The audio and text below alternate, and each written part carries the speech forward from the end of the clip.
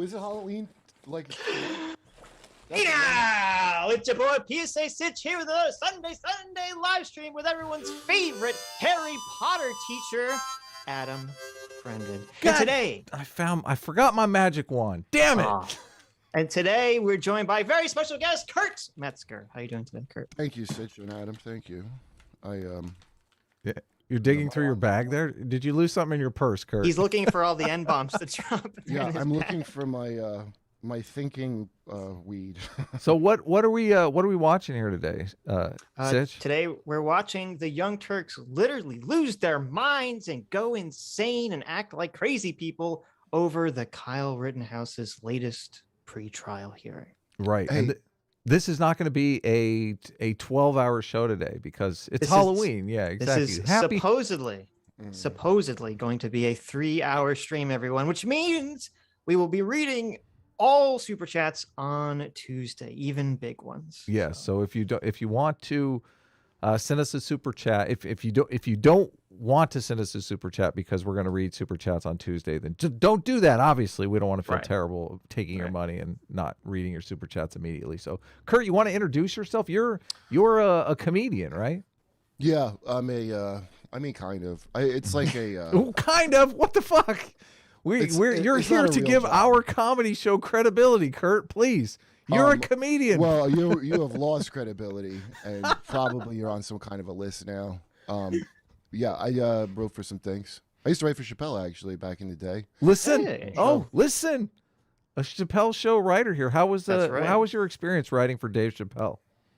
Well, it wasn't a staff job. It was just me, this guy from UCB.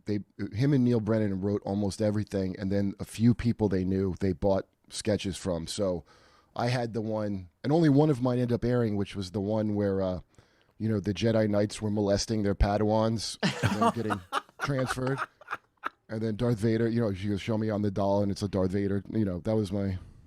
That's pretty funny. That was my big... but they were cool. I was so broke at the time, and Chappelle and Neil wired me, like, cash ahead of time because it takes forever to get paid, so I could pay all my back rent in Bushwick. Yeah, it's funny watching him watching that nonsense thing.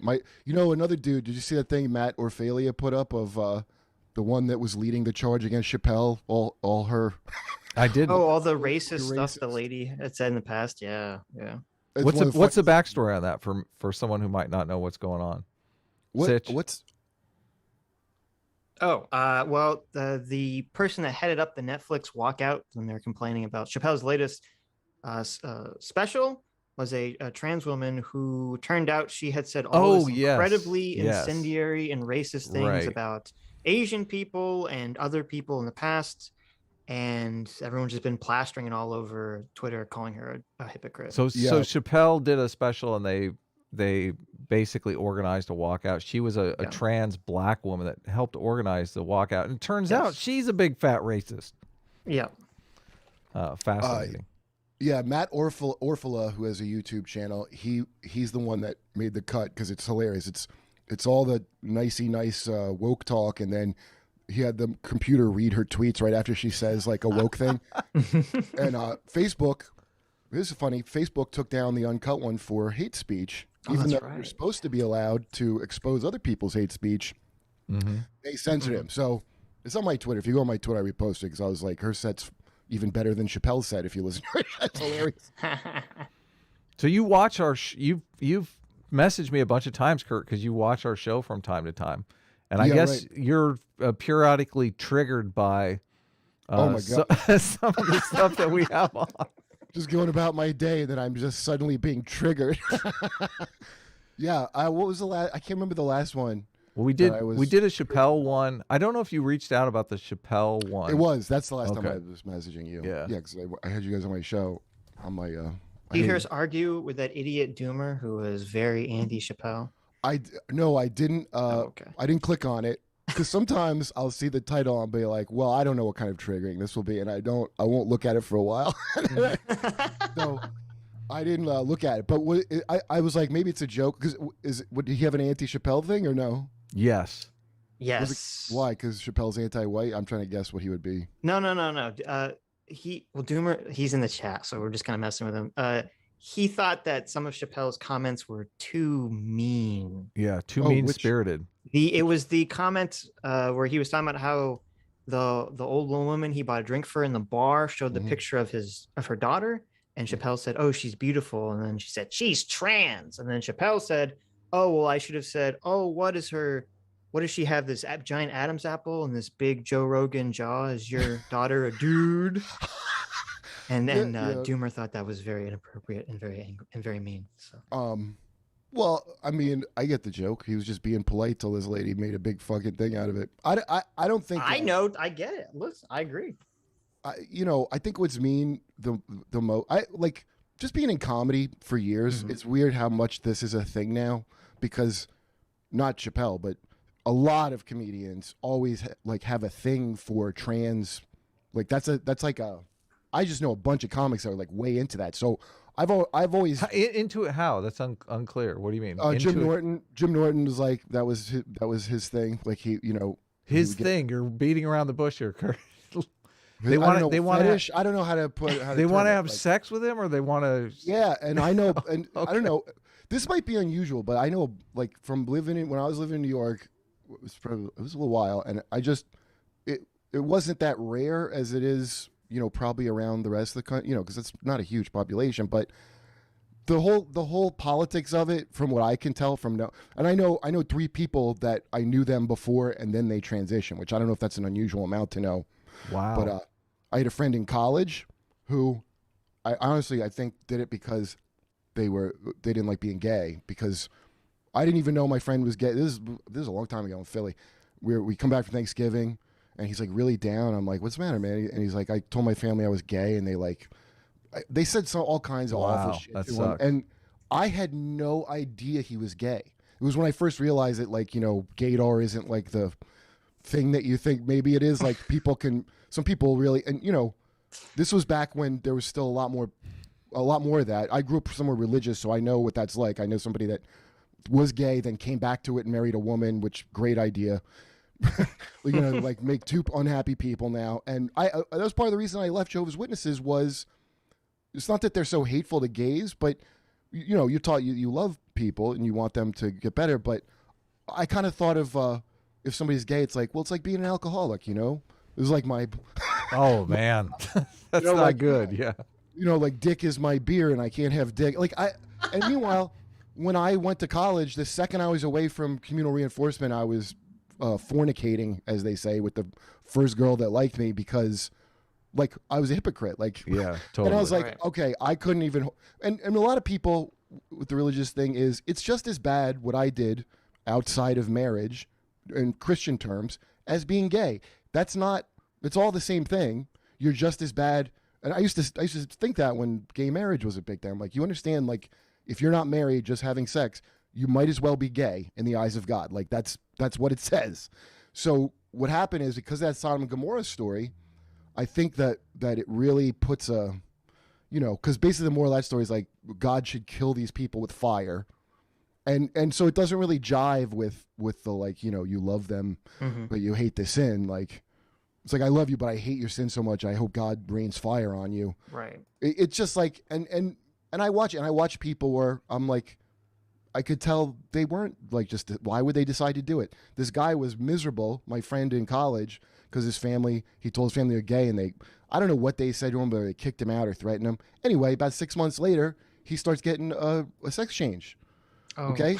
So I didn't, wow. I had no idea he was even gay. He was like a fun, I had no idea how sad he was, because he's such a funny guy, and right. And my girlfriend at the time, because I was starting to leave my little Jehovah's Witness cult, she was a stripper paying her way through art school stripping. So I can't say, I don't want to say everybody's name, but he my friend became this girl and started hanging out with my girlfriend more. So we still were social. Mm-hmm. And I noticed a thing that I don't hear talked about a lot with trans stuff, which is, they call it dead naming, to call the person by their old name. Right. So and also another friend I went to, you take voice lessons. If you're a certain age when you do it, you're going to have a voice, guy voice. Yeah. So there's vocal lessons to sound more feminine. But the effect is where I'm like, wait, do I know that? So are you saying I don't know you?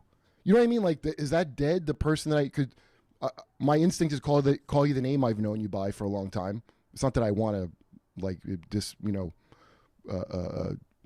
not validate you or something. It's just now you tell me I don't know you at all, and you're talking to me in a voice that you told me is a fake voice. Like, you told me I'm taking lessons. So it's like if you had a friend who's like, I don't know, I don't even know what to compare it to. Like if you had a friend who's in like a clown professionally, and then with you they won't, like, I did a show on Time Moon Tower with a guy like this. His name's Puddles the Clown. Okay, he's got a beautiful singing voice. And I know backstage, Puddles. Puddles is fucking amazing. Yeah, his voice. But when I first met Puddles, backstage, he didn't talk to me like, hey man, what's up? And he, like, I don't know if he honked a horn or did something, but I'm like, dude, come on, we're both backstage. Like, like, talk to me like a person. Yeah. Yeah. So then there's this effect where someone you've known a long time is using their new thing on you that you know, and it creates like a real. But it's not like I stopped being friends with my friend from college. We ended up. I remember now she wanted to come. This is when I first started doing comedy at the Laugh House on South Street. And she wanted to come along with me and my girlfriend and Big J Okerson, a comedian, maybe you know. We used to play there.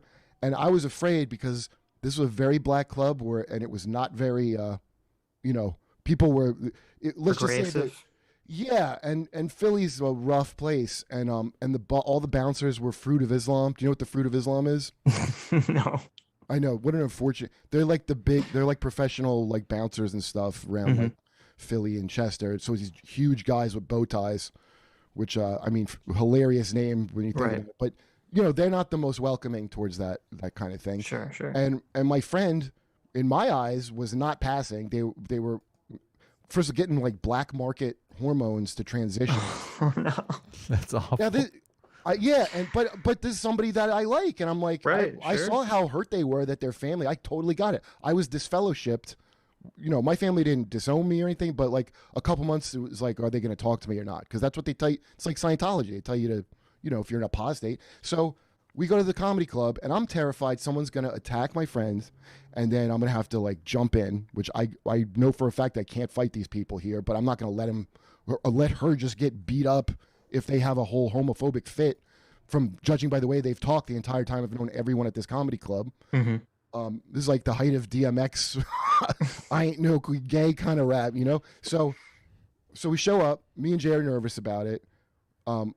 Hilariously, every single person I would have been afraid would not tolerate. My friend was hitting on them.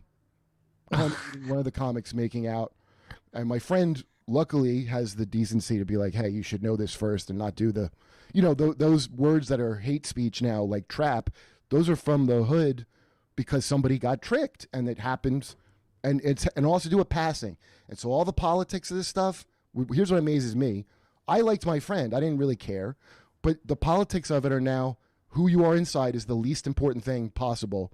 The most important thing is your outer wrapper. Mm-hmm. And it's like training you to be superficial, and so it's just insane to watch. It's like soulless. Like it seems like the opposite of what you'd want, and it's very militant. So that person that was leading the charge against Dave obviously is a huge hypocrite. They look like they pass a little bit. Like anybody I know that really looks like a woman. What is her name? Do we know her name? I can bring up like Ashley. It's not Ashley Madison, but it's like something like that. Mm-hmm. Ashley Saint something. Trans activist. Go ahead. But wait, what happened? What happened to your friend when she performed? Did everything go okay at the club? Oh yeah, everybody was totally trying to hit it, and later, and that's when I learned about when the whole thing about like what I think is an ignorant thing to say is to go right to, oh, you're gonna chop your dick off, because not only has it been known for a long time, if you know trans people, that's and it was explained to me, like, because you get castrated and you lose all feeling, and like the suicide rates ain't good for post-op. I don't know if people know that, and or you could have problems like I Am Jazz. Remember I Am Jazz, the show? Yeah, she didn't have enough skin. Yeah. So here's the drawback of giving young kids hormones is now there's not enough to make your vagina out of, and it's like horrible. And so Bailey J, for example, when I wrote for Jim Norton show on Vice's, before it was a channel site, Bailey J was like the announcer, and Bailey J is like not only attractive but very fun and funny, and you has no problem with anything. You're never gonna hear Bailey J leading a charge against Dave Chappelle. The people like Parker Malloy is a famous awful person who attacked my friend Bailey, and any other trans person that doesn't get on board with their little psycho cult, and it's based on like a lot like jealousy about passing. Really?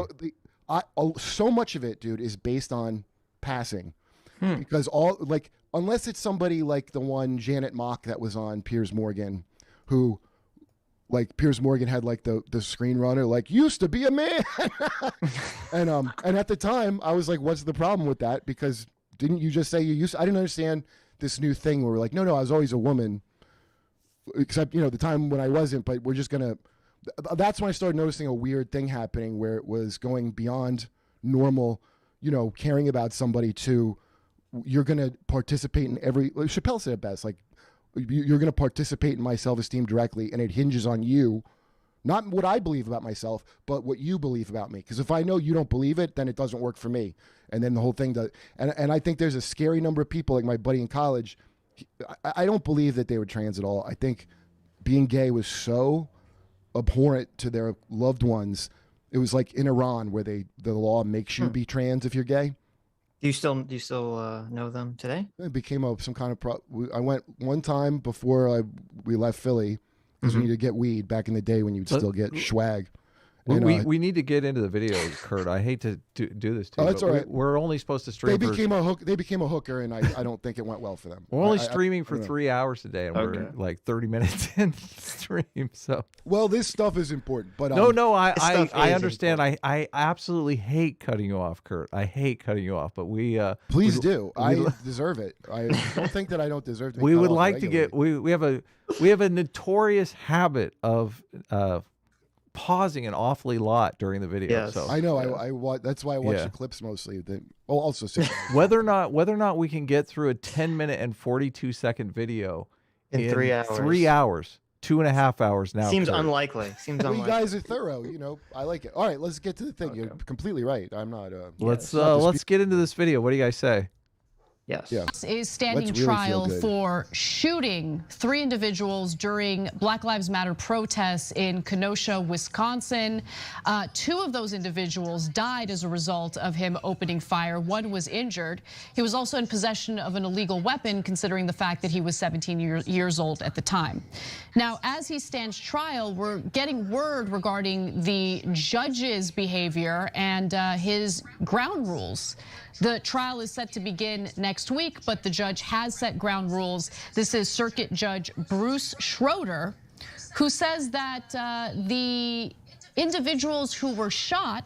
I think we might be getting feedback through Kurt. So I'm just going to. You do? Yeah. Seems like there's a slight echo. Oh, I wasn't hearing it. But... Oh, really? I can hear it. I mean, I don't have my volume up super loud. And killed cannot be referred to as victims. However, they can be referred to as looters, rioters, and arsonists. In fact, Judge Schroeder said to the defense attorney, demonize them if you want to, if you think it will win points with the jury. That is a direct quote from the judge. Oh God, she's so angry. So guess what I did, Adam? Guess what I did? You went and watched the Kyle Rittenhouse thing? I went and watched the fucking pre-trial hearing. I did too. My I watched God. it before this video ever came out. Kurt, did you hear this part of it? I muted you, Kurt, just so we wouldn't hear the feedback. I think you have to unmute yourself. Go ahead, Sitch. What were you saying? Kurt's not unmuted. I clicked ask to unmute. Sorry, I had to confirm on my end that it was okay to be unmuted. Okay, there you go. I had to give consent to the unmuted. I know. That's good. Sorry about that. Yes. Oh, no problem. I saw clips of it. I didn't watch the whole thing. I saw clips where the judge was saying, what you can and can't say. It didn't sound. I didn't hear him say the word demonize at all. Right. Well, so no, he did say that. Go ahead. Yeah. This is completely out of context. So what? Totally out of context. So the judge is saying, I don't want you to call them victims because, he thinks that that's incredibly bias. It's already sort of like conferring that he murdered them and that he's not justified for self-defense. Which I think is completely reasonable. But to give the backstory, because the judge doesn't allow that in any case in his court ever. Like, that's a huge thing. Yes. This is not specifically for Kyle Rittenhouse. He's never allowed anyone in any murder trial to use the term victim or any trial whatsoever until after the trial's over.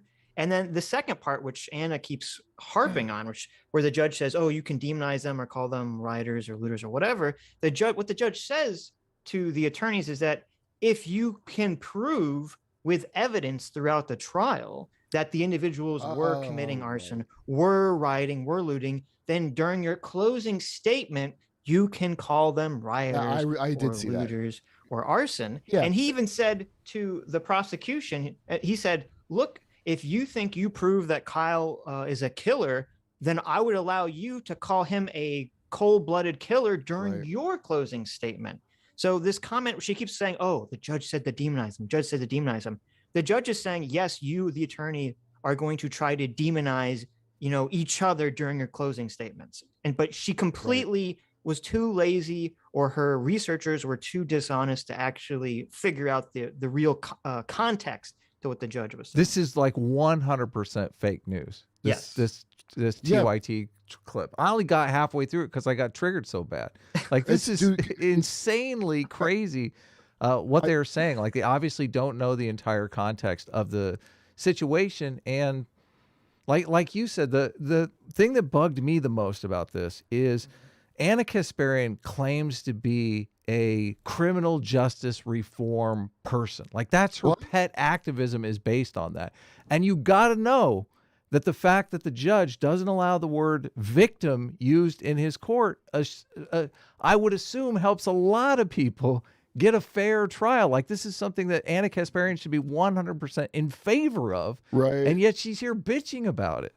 Well, if it was a black somebody, she would say it. I think that's intentional. That's so dishonest. Because when you said it, Sitch, I remembered, like, oh yeah, that's so dishonest to frame it that way. And I think that's on purpose, because they got like all that Katzenberg money, or they moved to the middle. Like, remember Cenk's story about how they haven't moved to the middle. They moved to like the far left. They're about to fall off the political spectrum here. By the middle, I mean corporate Democrat. So corporate Democrat right now.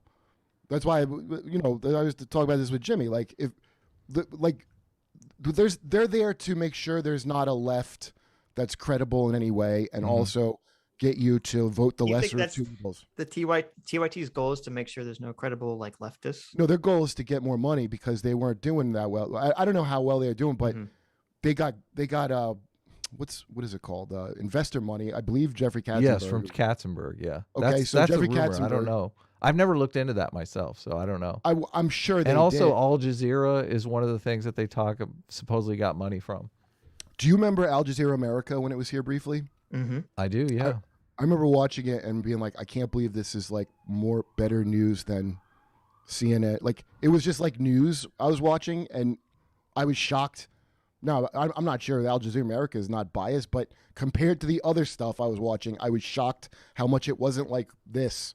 I guess they didn't have a lot of pundits. Anyway, Cenk learned his lesson at MSNBC. He has that big story about it, how they took him aside and they go, Cenk, there's insiders and outsiders, and we're insiders. And he had this whole thing about how he left because he has integrity. Right. Well, I think he's never going to make that mistake ever again of having integrity. I know. Was that a huge mistake or what, leaving MSNBC? No, I'm sure he's making more money now. I don't know. No, his own people, when that forced the vote thing happened, that's why they all turned, like, this is why I love Jimmy, is because he won't be on like the team. Hey, we're on, because they're scum. Like, so everything they're doing is, my friend Erin Mate that I just had on, she said he was a Russian asset or something, or a spy. It was crazy. And Aaron's just like a guy who straight up goes to places and reports. And if you confront him on a thing, he'll give you like a answer that he thought out, like none of the stuff that she would do. If you go, Anna, why are you doing this, lying about someone? She's like, you one time said nice news skirt. I'm going to spread, like, it's like a campaign dirty tricks as news or something. Have you talked to Jimmy about his position on Karl Marx? I'm curious. No, I never did. I don't know. I want to get to the bottom of this, Kurt. I want to know. Well, Karl Marx or somebody different? Like Karl Marx, I think Karl Marx's position we want on Karl to know Marx if is not the same. We want to know if Jimmy is a Marxist. That's what we want to know. We want to know if Jimmy Dore. We were super surprised, and we talked about this on your podcast. We were super surprised when it seemed like Jimmy Dore was pro-socialism, and I never had heard him make a pro-socialist stance. So is Chris. You should watch Chris Hedges. So Chris Hedges is a socialist, but he's not a Marxist. Right. Okay. I didn't even understand, and I guess there's a difference between socialist and Marxist. Socialism is before Marxism. Marxism is a form of it, as is. Oh, okay. Even though socialists don't like to say it, National Socialism. Well, Anna Kasparian is a super Marxist socialist now, which completely surprises me. And it seems like it's driven by. Well, she plays one on. I think she's serious about it. I think Michael, who's the guy that passed away recently? I think he was a socialist. Michael Brooks. Michael Brooks. Yeah, I think Michael Brooks was a socialist, and Anna is kind of carrying the socialist torch for him. I saw Anna on the Jacobin show, and I was like, oh my God, she's like full socialist now. And she was even talking about Michael Brooks.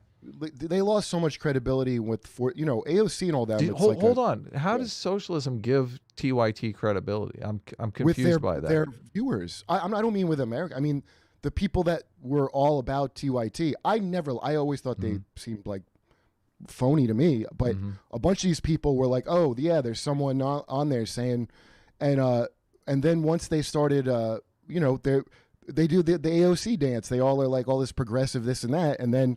The second progressive doesn't necessarily mean socialist, though. I'm saying in the colloquial progressive. I don't. Many of them. Socialist means the abolition of private property, which I thought I'm that's pretty Marxist. specific. I thought that's what Marxism is. I learned this in my what class was it? Socialism was not that. It was like kind of welfare state England stuff. That's social democrat. Sock dem. That's what I thought Jimmy was. But then Jimmy started talking about Venezuela and stuff, and Venezuela's Venezuela I asked Aaron about too. Get into because he had an interesting thing about it. No, let's not go on to Aaron. Let's just beat up on TYT a bit. But go ahead, Sitch. I haven't heard leftists come out and defend Kyle Rittenhouse at all. It seems like the leftists are totally on board with this. Kyle Rittenhouse was an evil racist vigilante who crossed state lines with an illegal gun. So do you know people like that? Like that you talk to that get like upset about him when you bring it up, any of this? Yeah, I do. I mean, I don't know any socialists in my real life, but I don't mean socialist, just like Democrat. Yes. Well, usually what happens is I'll talk to someone about it, and then they'll get really triggered, and then I'll have to explain to them what actually happened. They say, "Oh, I didn't know that," and it's like, I know you don't know that because the mainstream media has totally gaslit everyone about it. Explain it. They actually let you get the explanation out. I'm like surprised, genuinely. I was talking to a 2 exes ago girlfriend that I talk to still, and she's like a New York City, Sex and the City dippy, like Hillary loving kind of and I go, have you seen the tape? She goes, I don't need to see it. Okay, and I'm like, you don't need to see the evidence. And I mean, it's amazing. Somebody God, straight up tell you that. Crazy. Yeah, it's like, oh, you're so triggered that's slipping out. Like she didn't have the time to think and be like, don't say that. I heard somebody else say it's not violence when it's for the right reason. What? I swear to you. And I love insanity. I love when people let like the quiet that thing because yes, you're so emotional about this. You forgot to. You're hanging up you're an 18-year-old boy. You're like trying to. Another thing. Here, I have another friend who I have an ongoing, and I love him. He's a fucking really smart guy. Really good. But but he lives in. Listen, he's a New York like liberal dude, not an idiot. But Shane Gillis, my buddy Shane Gillis, I actually yelled at him on my podcast. I didn't mean to when we were talking about this. Because Shane Gillis is like, oh yeah, I think he resents that people think they look similar. But he have this thing of like, what the hell were you doing with a gun? Like it's this dippy city thing where people can't believe. And I'm like, okay, let me put it in you. Imagine it was black people. Do you think they wouldn't shoot you and if they had a gun and you would be okay? Like you have to put it in some terms because they have a bourgeois aversion to guns or the idea that So my friend goes, well, he wanted to be a cop. They're like, he was escalating the situation. No, he wasn't. By running away. Buildings and destroying property. Why were they doing that in the first place? He was escalating it by having a gun at all, because they're really upset. You know, it's not violence. Yes. So I go, if you bring up a burn, well, what I saw on video, not interpretation, it started because he put out a fire that the other guy started. Mm-hmm. There's and then they attack him. It can't go in. Like, he's like, yeah, but he still shouldn't have been there. Well, he was there because now a pedophile rapist is dead. The worst thing is just the gaslighting of the media, because I almost feel sorry for people who have this phony narrative, but it's on CNN, it's on MSNBC, it's on the Young Turks. It shows, like, when you're talking to your friends, that, you know, once people come to their conclusion, so many people just get wrapped up in defending whatever their initial reaction is, that they're going to go down these crazy paths of like, well, he shouldn't have been there. Well, the protesters shouldn't have been burning down buildings and violating curfew and been there. Like, what kind of idiotic position is this? No kidding. The cops should have been there defending people's shit, but I don't know, they're unpopular now. You can be in a militia with a gun. That's literally a thing you're allowed to do. You're not allowed to burn shit down and try to kill someone who's running away from you. I know that much of the law. Yeah. It's the cognitive dissonance around Kyle Rittenhouse. I call this the NPC test. I think if you can't figure out that Kyle is acting in self-defense, that you're just an NPC. You don't actually have free will. What do you guys think is going to happen when obviously Kyle Rittenhouse gets off? Gonna riot. Like, it seems this judge. I've watched pretty much everything. I think I haven't missed anything. Any of these, like, pre-trial hearings, and the judge is not falling for any of this shit. The prosecuting attorney tried to get in a photo of Kyle Rittenhouse doing the OK hand sign to say that it was a white supremacist gesture. Yes, he did. And the judge laughed at him, totally laughed at him, and basically laughed it out of court. Yeah. So I can't believe that is so terrifying that nonsense could get. It's terrifying that if they had another judge, it probably would have got in. The New York Times just put out this really, like, long 25-minute propaganda piece on this, where they totally frame it like a bunch of white men were defending property during a Black Lives Matter protest. And they put up the Kyle doing the OK sign thing, and they're like, here's Kyle after the shooting putting up the white supremacist hand sign. Yeah, it's ridiculous. It's totally ridiculous. Now, was that one is that specifically one of the ones that was a 4chan prank? Yes. I'm not sure. Yeah. The OK sign was literally a 4chan prank. Yes. Yeah, that they said the media is so dumb and the media is like, oh, we don't mind if it's totally made up. This is perfect. Thanks, 4chan. Well, the way it works, it's just like with Pepe. They didn't care.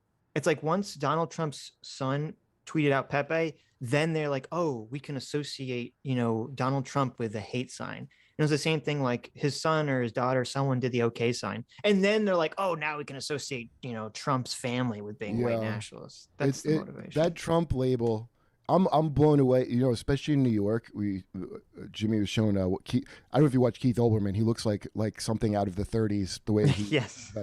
And he's talking about, they all these healthcare workers didn't want to take the vaccine, like 70,000. The governor gets rid of them and brings in the National Guard, who also don't have to be they're not vaccinated. So they got rid of qualified people. That everyone was just banging pots and pans together to celebrate.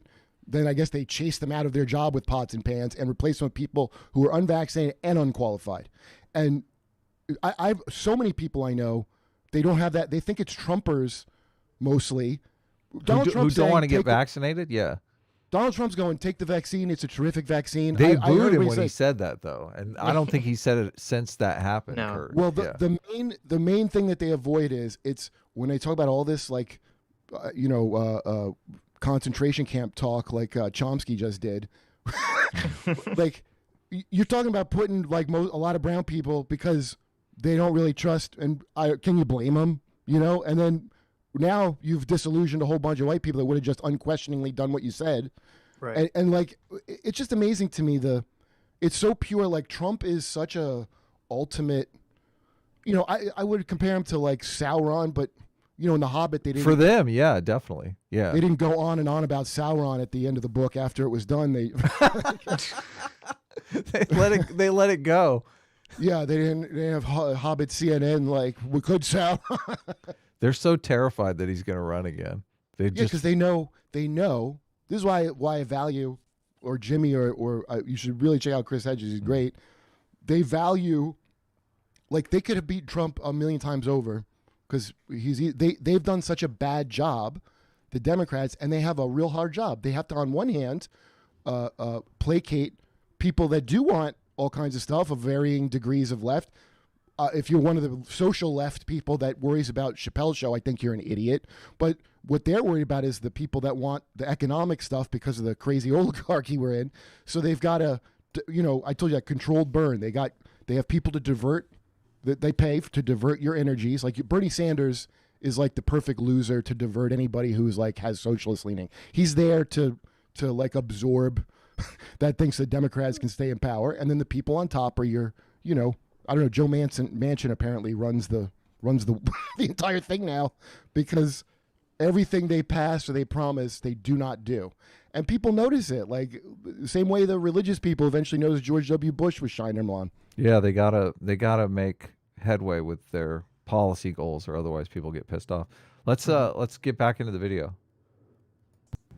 He believes that the word victims, even though the individuals who are now dead died as a result. See, this is. I want you to pay attention here. Let's get back in the video. Pause. Well, no, I want nothing. I will back it up. I want you to pay attention here, because I want you to know. I want you to concentrate on the fact that Anna, her number one issue is criminal justice reform. Okay. How imagine in your mind an innocent black man on the fucking accused of a crime, going into a court, and the judge is saying it's okay if you call the people that defendants victims, okay? Victims of this innocent black man, okay?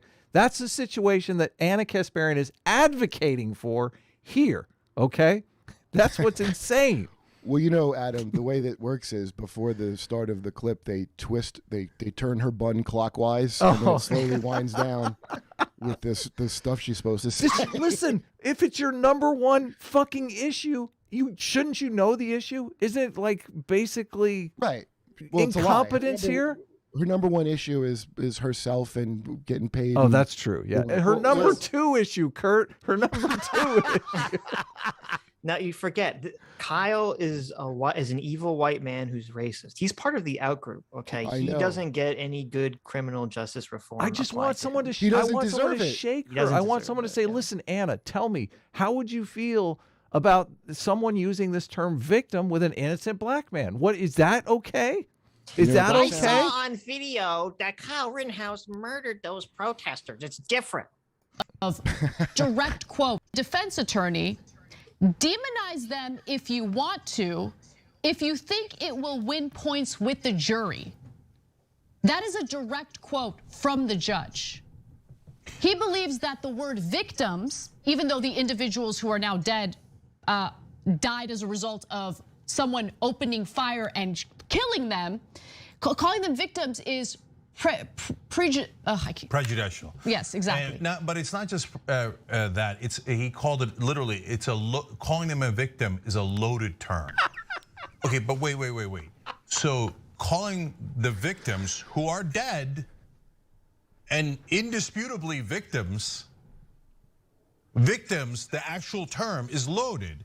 See, this is what's ridiculous, because it's not in this. It is in this. The whole trial is a dispute over whether or not they're victims. Cenk also, I want to point out, is a fucking attorney. Okay, he's been to law school. Yes, he is. Yes, but calling them rioters, even presented any evidence that they were rioters, is not loaded. Calling them arsonists. And there's not a like 5 seconds of research could have fixed this. The judge literally says, if you can show evidence and proof at the trial that they were rioting, then you can call them rioters. There is evidence of the first guy that he shot with pushing the dumpster around with the fire in it. And it's even worse because not only is there evidence of it, but Kyle witnessed them being arsonists too. Yes. On top of that. So it's very relevant. Waving his gun at them, he was putting out a fire. This moron started. Yeah. But try explain. Like I said, there's I didn't know he was an attorney, but this is like you can see him like making up the propaganda as they go. This moron, Anna can't even say prejudicial.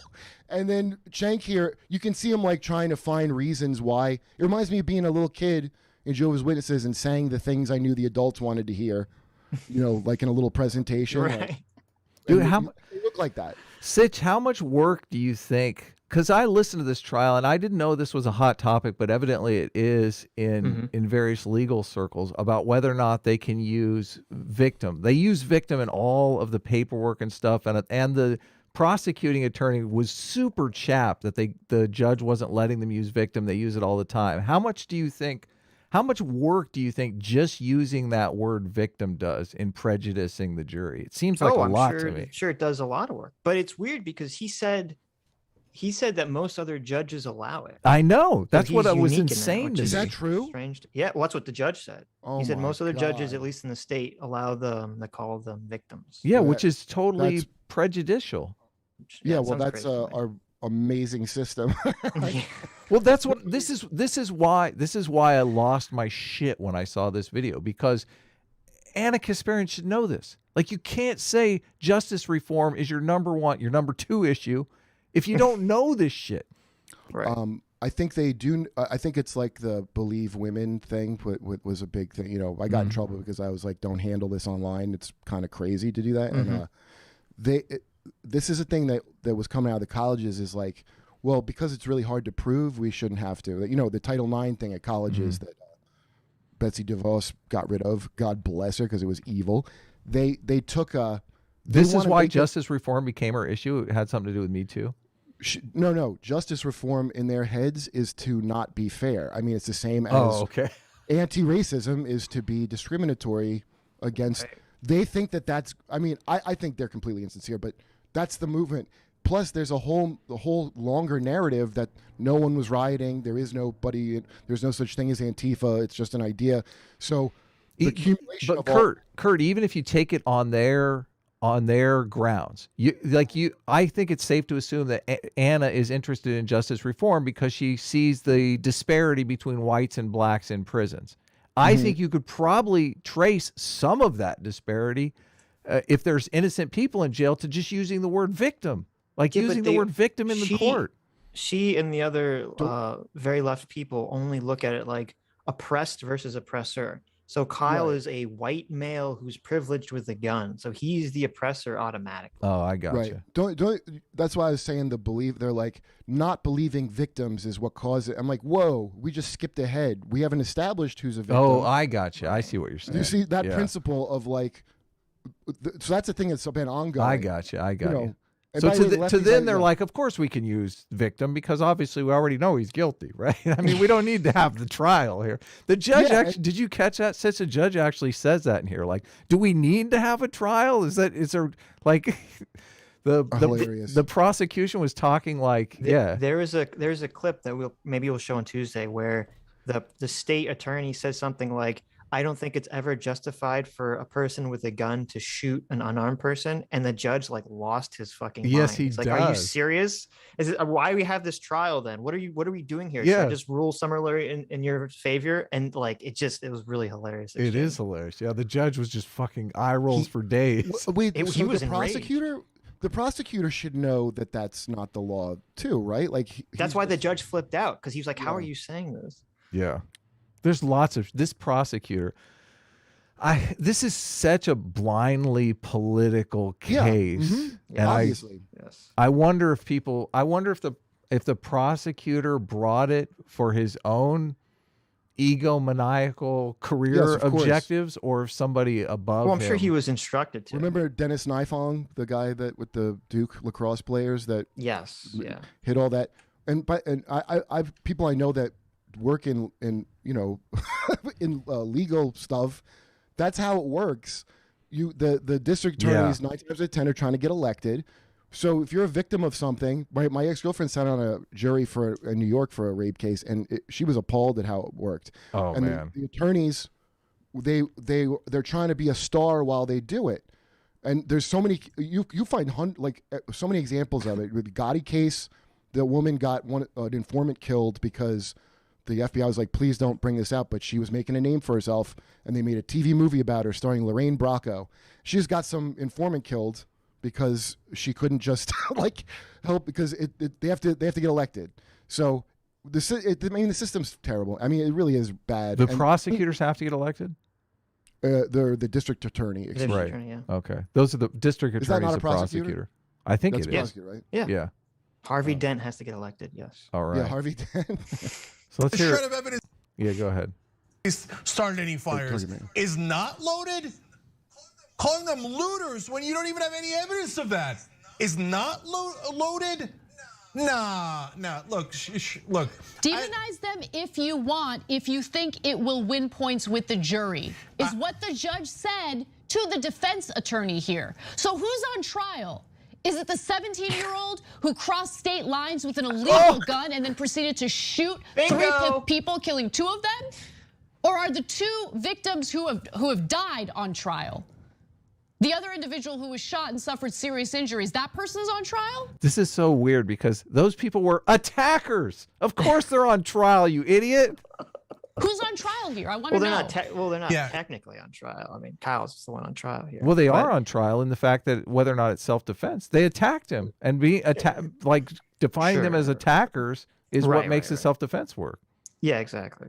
Yeah. And again, this could have all been. They couldn't have to make this video if they had done 5 seconds research. The judge literally says 10 seconds after the line that she keeps reading about demonize that if you think you have evidence to prove it, you can call Kyle Rittenhouse a stone-blooded killer. Okay, but they don't want not going to read that line from the judge. It's the evidence is a problem. That's why they don't play the tape. Yeah. If something had happened where they had cops doing something, they'd be playing it nonstop while they talk. If it's all narrative, and that's like considered, they think they're journalists. These 2. That's what they think they ridiculous. I think your watch together is going through your speakers or something. My what? Kurt. I think the watch together room is going through your speakers, Kurt. I think that's why I'm getting. How do I fix it? I don't know if you can fix it on your end, but I'll just mute you and ask to unmute and just unmute yourself when you want to call in. So. Do you have headphones? I mean, I would. I have had the show going through my headphones and the video going through my speakers unless I set it up correctly. So that's probably going on over there. On Kyle's show, it's a constant problem when he plays something and then it starts. Oh, really? Right. Yeah. We'll do a call and I'll help you fix it later, Kurt. So you don't have, so you can do Kyle's show. Yeah, if you know how to fix it, that would be very helpful. Yes. So let's continue. So if I was the parents of the victims who are dead because Kyle Rittenhouse murdered them, and this judge says you're not allowed to call your dead kids victims. We have to, but you are allowed to call them all sorts of names, and they're not here to defend themselves because they're already dead, but they're not victims. But so smear them all you want. Just to be clear, the judge didn't say the parents can't refer to their children as victims. He said the lawyer, the state attorney can't. Oh yeah, I know. This is crazy gaslighting going on here. But don't ever have sympathy for them. So I don't know Schroeder. Of course, I don't know him in real life. He's a circuit judge, but this is so preposterous, so biased, that it would be shocking if it wasn't a deeply racist right-winger.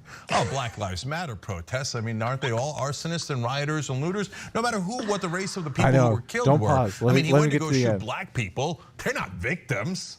Victims? No. If you murder them, you know what happens? The right wing gives you millions of dollars.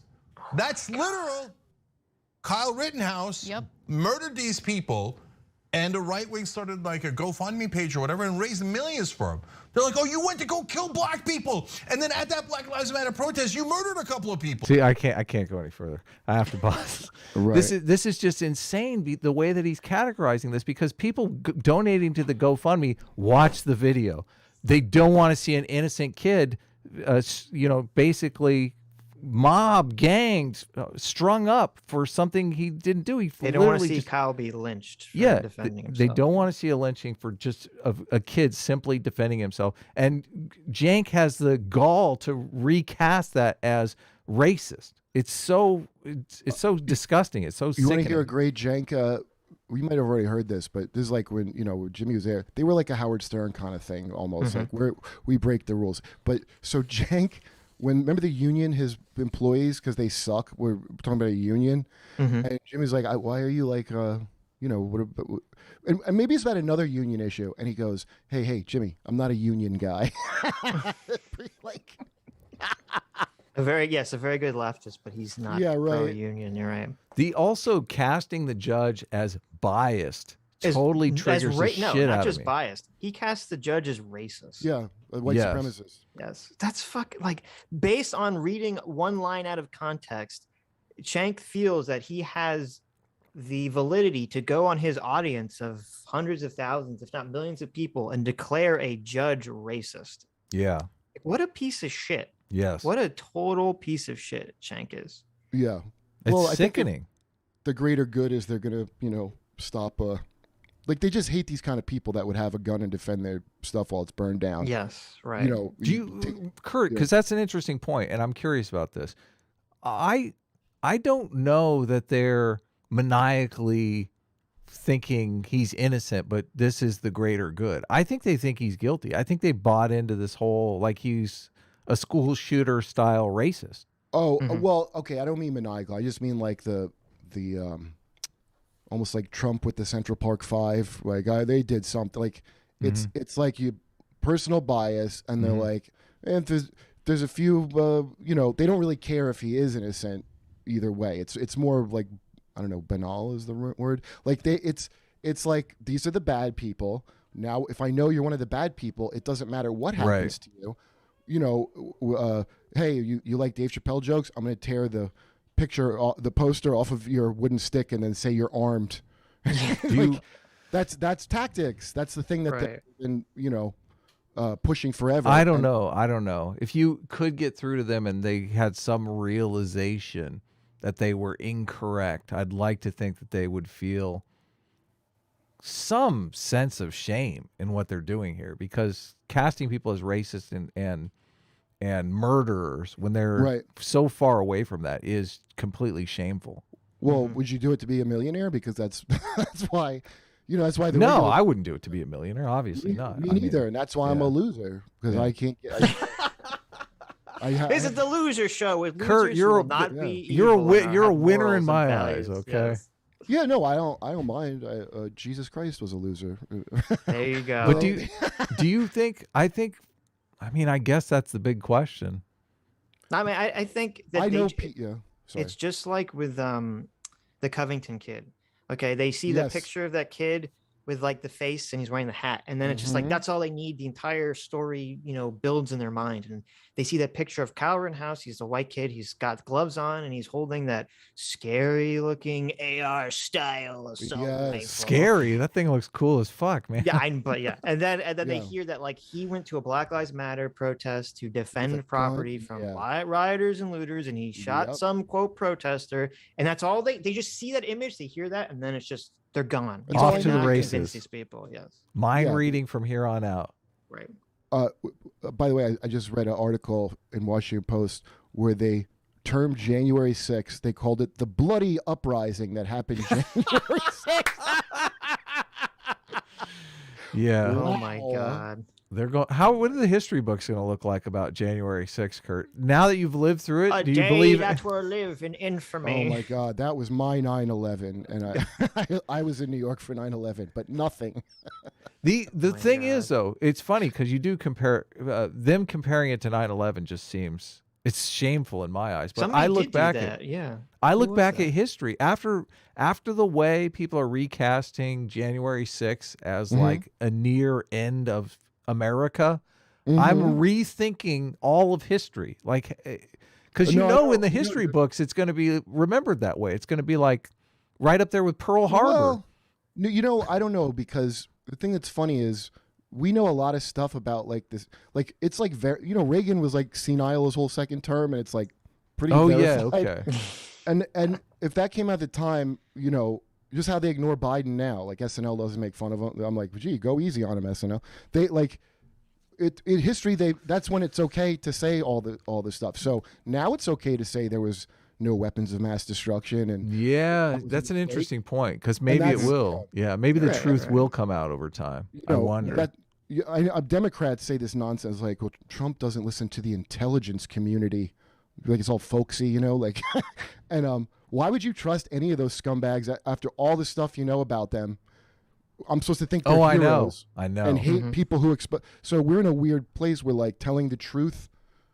That's the Soviet similarity. It was like there becomes an official reality, you know, and then things start to break down, kind of quickly. Like that's what really accelerated. Everybody's like, why am I pretending, you know? If I don't think trans women are women, but I'm an idiot because I believe Jesus is real. Not me. I'm not that I believe Jesus is real. But like they're telling people you're an idiot. You don't believe in science, and then saying all these things that you can see aren't what they're saying, and you're supposed to like be guilted in. So Kyle Rittenhouse, if you bring up evidence, I've had that where people act like that's like you're on the side of the terrorists. We're with terror.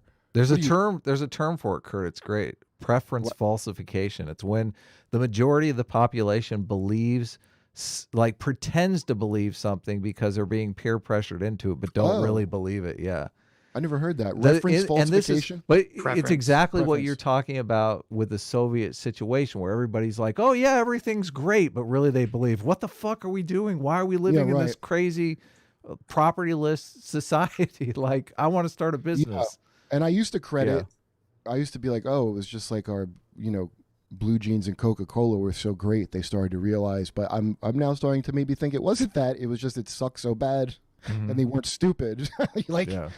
And so all these deplorables that's how they think it, you know, Hillary called that. They all think of them as like, you can see how much they think you're an idiot with everything that gets made by any kind of establishment. Sure. Totally. Outlet. Like whatever it is, the Eternals. So many people are falling for it, though. That's the thing. That's why I think it's important for people to speak up, because we don't want to be in that preference falsification situation where, I mean, where you're pressured into, you know, saying Kyle Rittenhouse is a murderer just so you can get along with your friends. Yeah, as long as we've opened the way up that we're going to deny reality for the sake of because we're the good guy. You know, it's not violence if it's for the right reason. As long as we're going to do that, then it's going to be like in every level of society. It could be like a comedian's jokes that he doesn't, or it could be a very obvious thing with evidence. I mean, it's shocking. It is shocking. And but you know, all that manufactured consent stuff that I thought was dumb was kind of true. Like the 6 companies decide the narrative. I'm sure they have. I know Jeffrey Katzenberg doesn't call him up and go, "Hey, say this." He calls him every day. Cenk, here it is. Here's the narrative. I think, you know, he pulls Cenk's head out of his lap and says, now listen, I think it's just, I know a bunch of these people. I have friends. I have a friend that pulled her name off the masthead of the Daily Beast when they last ran a crazy thing about me because it was so beyond the pale in terms of, is it Sacha Baron Cohen hires pro-rape writer Kurt Metzger. Hey, am I on the Wow. Holy shit. They're coming for you, Kurt. Well, this is a while ago. No, as long as I don't have a job. What'd you do? A rape joke or something? How long have you been pro-rape, Kurt? Yeah, what's going on? Well, they took a thing I said, much the way Anna was doing with this thing. I was talking to somebody on a podcast, but there were crazy people that will scour your history. Oh, yeah. To find and it doesn't mean you actually said something. What I was talking about, this insane blogger who now is a man named Jude Doyle, but was named Sadie Doyle at the time, who in Hillary's emails when they got leaked was on the payroll of the Clinton campaign to spread Bernie bro around. And so she had a grudge against me because when she went at my friend Sam Morrell, I go, let's say she's not real and she's a character we made up to make a point about free speech. Okay. So me and him, and maybe like 4 of the people said there actually is no Sadie Doyle. It's a character. And for a maximum of, I don't know, 6 hours on Facebook, a bunch of people thought she didn't exist. Well, I didn't know what I was doing when I did that because this maniac spent the next 3 years trying to find ways to like screw me. That's what they do now as a man. Jude does.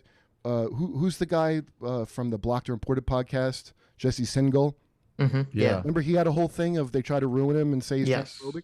That was excuse me. Same Jude person. Doyle. Really? This person is a vector in so many of these things. And they're useful. So now, and they've been, when I was moving up in comedy, they were moving up from blogger, just like Cenk is like a establishment guy from being like a rowdy frat boy. Like they move up too. I have to push back at the establishment thing, because I don't think of Young Turks as establishment at all, but maybe. Well, that's the goal. So it's the goal, but I feel like they've ended up in this netherworld where they're kind of like the thrift store version of news. It's like they're tabloid. This is weekly world news shit. Wait, does it remind you of this? In the movie Wayne's World, when they went from being the garage show to sponsored by Noah's Arcade, and the show it's very similar. Yes. Yeah, that's what it is. They got bought out. You get that ESG thing I was messaging you about. I think, honest to God, that's kind of behind it, because now they make things that, like, their audience doesn't want most of the stuff they're saying. Their audience wanted force the vote. Their audience wants AOC. They don't want to just blindly say, oh, she's great. She said eat the rich. But, he's a guy in Hassan. They're like rich. Like, it's this weird nether realm, and they got this money, and it's really not like how I would imagine what capitalism would be, where you make a product people want. Now it's investor money, so they can make a product people don't want. That's almost like a form of sanctions, like we would do to a third world country. So all the movies are a punishment. You wanted a good Star Wars? Well, we wanted Hillary, so I guess we're even. I'm unclear whether or not you think Cenk is like knowingly deceiving people. Like that is a big question for me. I think Anna, because I find just like a lot of, just in my experience with knowing these kind of people very close, the women really can make themselves believe whatever they want. So they do. So they do believe. So she is a believer. She's a Wait, it's only the women that can delude themselves. Sexist comedy writer Kurt Metzger. That person's gonna dude, I could tell you the stories of insane. Anyway, I want to get that, but I'm watching it right now, and I can see Anna doing the thing I saw in my church. Right. And I'm watching Cenk do what I would see the men do, which is, the big myth that men want to ban abortion to control women's bodies. And all my friends would all babble that, and they couldn't get through their head. One, it's not the men. If you do a poll, the men don't want to strengthen. The men will secretly say they're against it and pay for their mistress's abortion. It's the women. My mother is religious. She doesn't want to control your body. She thinks you're killing a baby. They will not. They just can't get that idea. Now, I don't think that you're maybe killing a baby. I'm just telling you, now that you know what they think, you can scale it down with the men want to control my body. So Anna is a true believer, is what you're saying. Like, she literally believes Kyle Rittenhouse is a murderer. You just got to give her money and some nice clothes, and then she'll do whatever you want. So now you're vacillating on me, Kurt. Look, your position couldn't be more unclear now. You're basically... I am smoking marijuana. Is she knowingly? Does she know that Kyle Rittenhouse, has she seen the video, knows that Kyle Rittenhouse was defending himself and is just talking shit for views? Okay. Knowingly deceiving people, I think, is the clearest I can say it. What I would say is it's possibly both, as in... It can't be both, but you're assuming cognitive dissonance is a thing for... Look, it's a thing like this, like my ex going, I don't need to see the evidence. I've decided. So it's an element of that. And if there is a thing that's not true... That's interesting. Think of a prosecutor... Because is that knowingly deceiving people? If you're I would say it's not that. But you have to go into a special space in your head, like double think. Yes. Think like the book. You have to go in that space where you Schrodinger's cat. It's like true and not true. Right. That's how it has to be. Okay. And the reason you have to do that is we're fighting a war here. So you could just apply any lie. It's so cynical. That's But what did we do in World War II, the good war? But Kyle Rittenhouse gets the electric chair and he's completely innocent.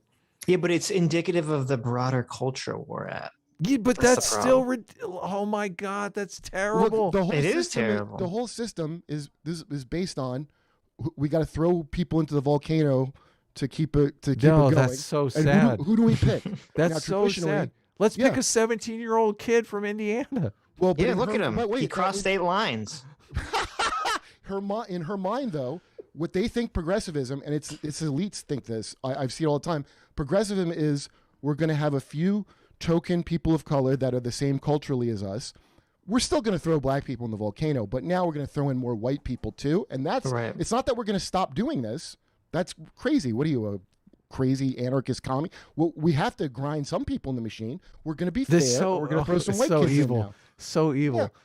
So that's Anna. Is your position the same on Jank, or is Jank more? Does he know Jank? Jank?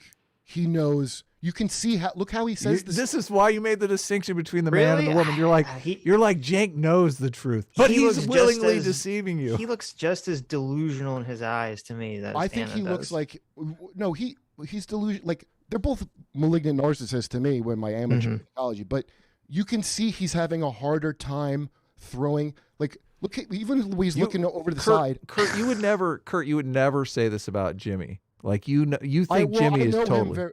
I know him personally, and I know right.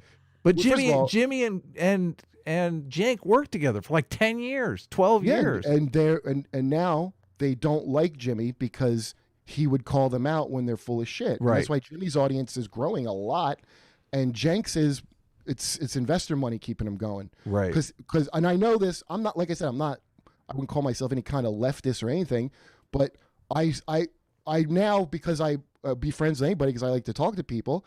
There's a whole bunch of leftists that want to concentrate on leftist shit about, like how it works that isn't related to this identity bullshit. Mm-hmm. So if you're like anti-identity politics and anti-woke, yeah, like woke is yet another, like, it gets absorbed like a corporate thing, like grunge or something. Sure, this is the latest thing that we sell, and then now it's a come on. Now you get to be like a boutique leftist, like you're gonna have a dress that says "Eat the rich." But though, to be fair, isn't Jimmy also falling prey to the same financial pressures, not from donors but from his own audience? Because like with the what? Well, what was it? The stop the vote. That was the big thing. Push the vote. Yep. That thing.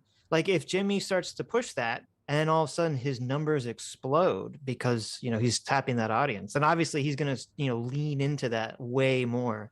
Because of his audience. He says what he thinks is what I'm saying. Like if he was wrong about something, I drove with him for 6 hours to that show he did in Sacramento. And what I like is he's a comedian, like he's funny. So there's none of this, because comedy, it's just a certain honesty if you're a funny person where like, that's the spirit of it. That's why it's always under attack. You'd think being a clown wouldn't be the most major thing, but one, it's a good distraction for these people that, I'm not a union guy, because real strikes are happening, not the Netflix walkout. And also, it's based on poking holes in narratives. And I have to make, for good jokes I have like a thesis. I have to, like, it's almost being like you're litigating something, even if it's a dumb joke.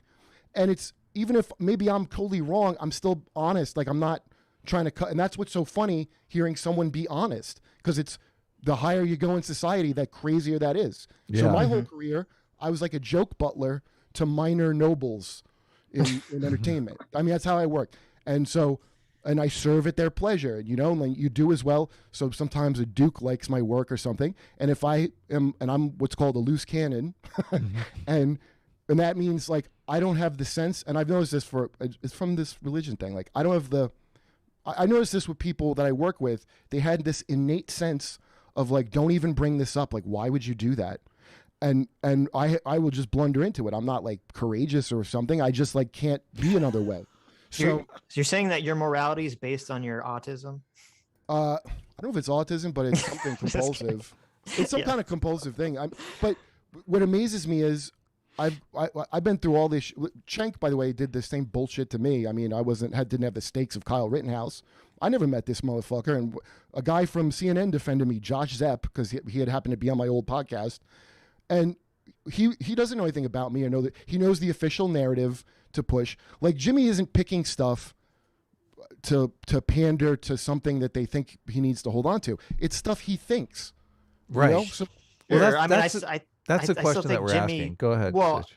I don't know. I still think Jimmy believes a lot of batshit crazy stuff. I mean, I don't think he's lying about it. Well, yeah, but that's the difference between a grifter. And then what happens is they'll call him, Jimmy's alt-right. I don't know if you guys thought he was a crazy leftist. He's actually alt-right and part of the alt-right pipeline. Oh, I didn't know that, no. If you read the Daily Beast, and the guy that wrote it is an ex-Republican that used to do marches for war at his school.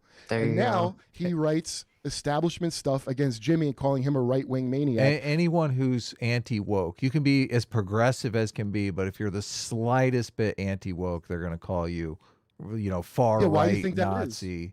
Why do you think they do that? Because it's a smear tactic. It works. Because they look at it like anytime you call out wokeness, you're just giving ammunition to the Republicans, and we must defeat them because we're at war. That's a good. You're right about that. But the other part is, people like Cenk are like wealthy, or people I know that are like actors and dippy Hollywood people. It's an easy way. I'm not giving anything up really, even if they're like, "Hey, tax me." No, they're not going to be upended with this progressive revolution. It's like Radical Chic, that Tom Wolfe book where the rich people invite the Black Panthers over and they're like, oh, yeah, terrible. It's just like, if you went to college, all these people like that are preaching like, critical race theory horse shit. I've had people, look at that far right Kurt there. He said critical race theory horse shit. Flip it. No, you're right. That's the thing, because I've had people say, well, you're white. Like this one girl who's a comic said to me, her mom's a doctor. She's black and she's a white girl. And she's telling me this nonsense about, well, you're white, so it doesn't really matter what happens to you. I mean, literally like that. Yeah. And nobody black that I know that's like, if you watch these rappers getting in trouble because they don't go along with this, and then the Democrats turn on them. You know what I mean? Yeah, totally. Upper class stuff. It's same as the privileged knapsack. Peggy McIntosh is a rich heiress. Did you ever read it? Hell yeah, it's insane. It's totally and insane. I read it because in 2010 or 11, people started babbling nonsense at me online, and I was an online addict, and I would go, well, what does that mean? And they go, I don't have time. I don't have time to educate you, they would say. A gender studies professor goes, it's not my job to educate you. All that emotional labor? Come on, that needs to be paid for, Kurt. So I like to read, okay, I'll go, I read it, and I go, this is the craziest thing. This sounds like just her personal privilege. I know. It's all anecdote, all of it.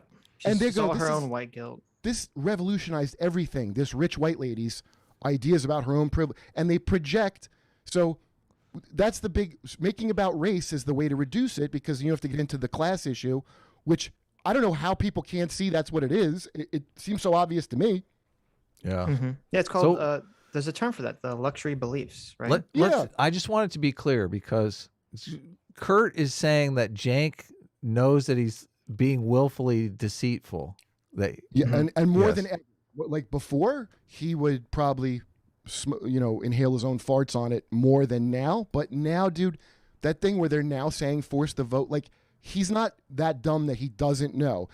And you like, dude, just look how he says it. He looks like he's trying to think up more stuff as he goes.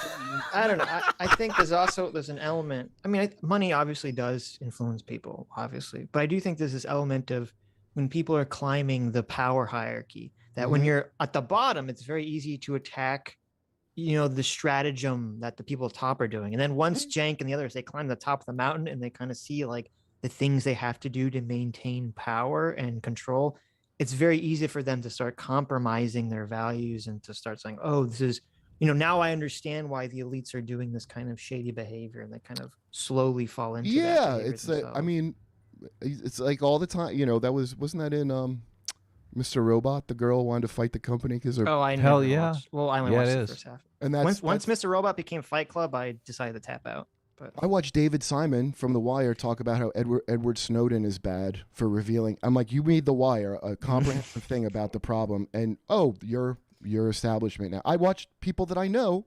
Yep. Amy wasn't always how she is now when I met her, and I know she's not that stuff. I'm like, a lot of performative stuff, she's actually kind of a good actress.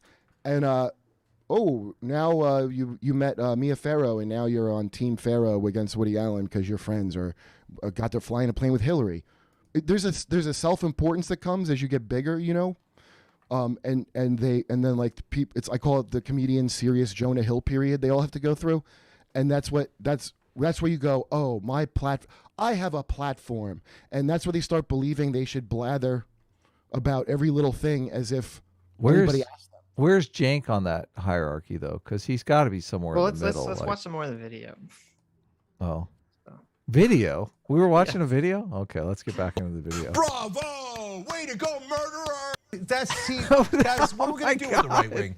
On the one hand, I want to reach out to them. I did earlier in the show. Hey, we hate corruption. You hate corruption. Let's work together against corrupt politicians, right? On the other hand, when you have some portion of them, not all of them, but some portion of them that say, oh, that guy went to go kill black people, and then he actually did kill a couple of protesters. I love that guy. I love that guy. I want to give him my hard-earned money. So if he gets out of jail, maybe he can murder. You know, I wonder. Well, let's watch some more of the video. Well, no, I wonder if Barnes and Kyle Rittenhouse's lawyers are going to go after Cenk, because Cenk he's categorizing Kyle as he went there to go kill black people. Yes. Yeah. I mean, this is slander. It's totally slander. Yeah. Yes. And it could also be the narrative he's made up in his head that he chooses not to look into any further. You know, like, I just got an update, by the way, that you should hear texted from my girlfriend. Mm-hmm. Southwest Airlines faces boycott threats after pilots reported use of "Let's Go Brandon," and she goes, "Let's go Brandon."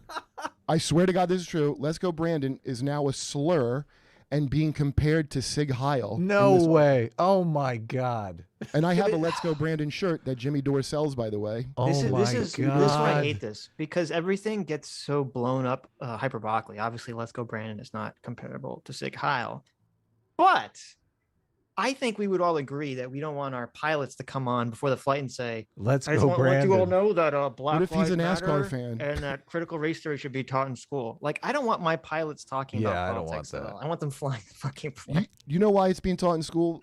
None of these people care about that. They're like, these peasants betrayed us and voted for Trump. They believe in the consultant class for some reason. It's never steered us right. It's a cheap way for the company to go, oh, look, we're not racist. We hired Abraham Kindi X to come fucking. Yeah, exactly. And so there's this. Kindi X. Yeah, I'm sorry, Ibram, whatever his nonsense. I love the keeping your dreads, but you're going bald so you look like Predator look. Abraham Kindi X. That's funny. Let's get back into the video. What do you say? You barely started the video. I know. Murder more people on behalf of the right wing. How am I supposed to get along with that guy? Look, I might be with Kurt here, because this does kind of look like. Jake is not working. He's not winning any Academy Awards here for this performance. You think this is? I don't know, dude. I like watching TV preachers, politics. I like to see their like moves on stage. You know, Yeah. You could see, and Anna is bringing the fire that can only come from what I witnessed growing up in my church with like. Look at these cold, dead, I took the money eyes that Cenk has here. You see what I'm talking about? Yeah. Exactly that. These cold, dead.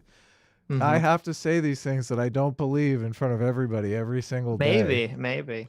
God, right. That's got to be terrible. What I mean with the woman thing, by the way, is I just have seen. We know what you mean, Kurt. You don't need to apologize. you horrible sexist fucking pig. But listen, just to make only it clear, Adam can be misogynist on this. We can only have one misogynist. I've been around a lot of very oppressed white ladies who come from good backgrounds who are like, they can't believe, they're aghast at everything, and it's like, you know, like they should have a fainting couch like from like the 1800s or something, right. And it's unbelievable. And I'm like, oh, you believe this right now? What you're saying? That's amazing. You can do that. I want Ben Shapiro to have a justice reform debate with Anna Kasparian and bring up this little incident about how she wants judges across America to call all the potentially innocent defendants victims. Call the people that, well, it's not actually them. Obviously, they're calling the people that they victims. You understand what I mean? I understand. Supposed to get along with that guy. The right wing is going to do what the right wing does, right? But we're supposed to have a fair justice system, which of course is a laughable thing to say because it has not been fair. So if this judge said, hey, don't call them victims, just stay away from using that word. I disagree with it. But like the gratuitous, you can demonize them. You can refer to them as rioters, looters, arsonists. How is that a fair trial? How is it not abundantly clear that there's a bias here? Listen, I want Kyle Rittenhouse to stand fair trial. Like I don't want him to be found guilty before there's evidence presented. Look, there's the court of public opinion, and the court of public opinion is one thing. But I want a fair trial. I don't want him to be found guilty when he's innocent. I don't want him to be found innocent when he's guilty. This is such bullshit. They've been doing nonstop videos on Kyle, calling him a murderer and a killer and that he's guilty from day one. What is this nonsense that she's peddling? Yeah. And the fact that she has no idea what the situation is. They have this giant, like 50 $50 million studio here that they're in, and I don't understand they can't do like the base level of research to actually understand the situation. 30 seconds to watch a fucking video. She's so concerned that Kyle Rittenhouse gets a fair trial, and she can't take 30 seconds out of her day to watch a fucking video of him running away from multiple people and only shooting them when he's like can't get away from them. What do you think the money's for? The money is for her to do that. Like to not watch the video? That's a great point, Kurt. Yeah. Yeah, the money is to not, like, I'm sure she maybe saw the video at some point. Somebody must have said it to her. And so that's why they know not to play the evidence we have of exactly what happened, that you could just play and not have to have an argument. Yeah, no, you're so right. If the video was the other way, they'd be showing the clip on loop, of course, repeatedly, non-stop. You're so correct on that.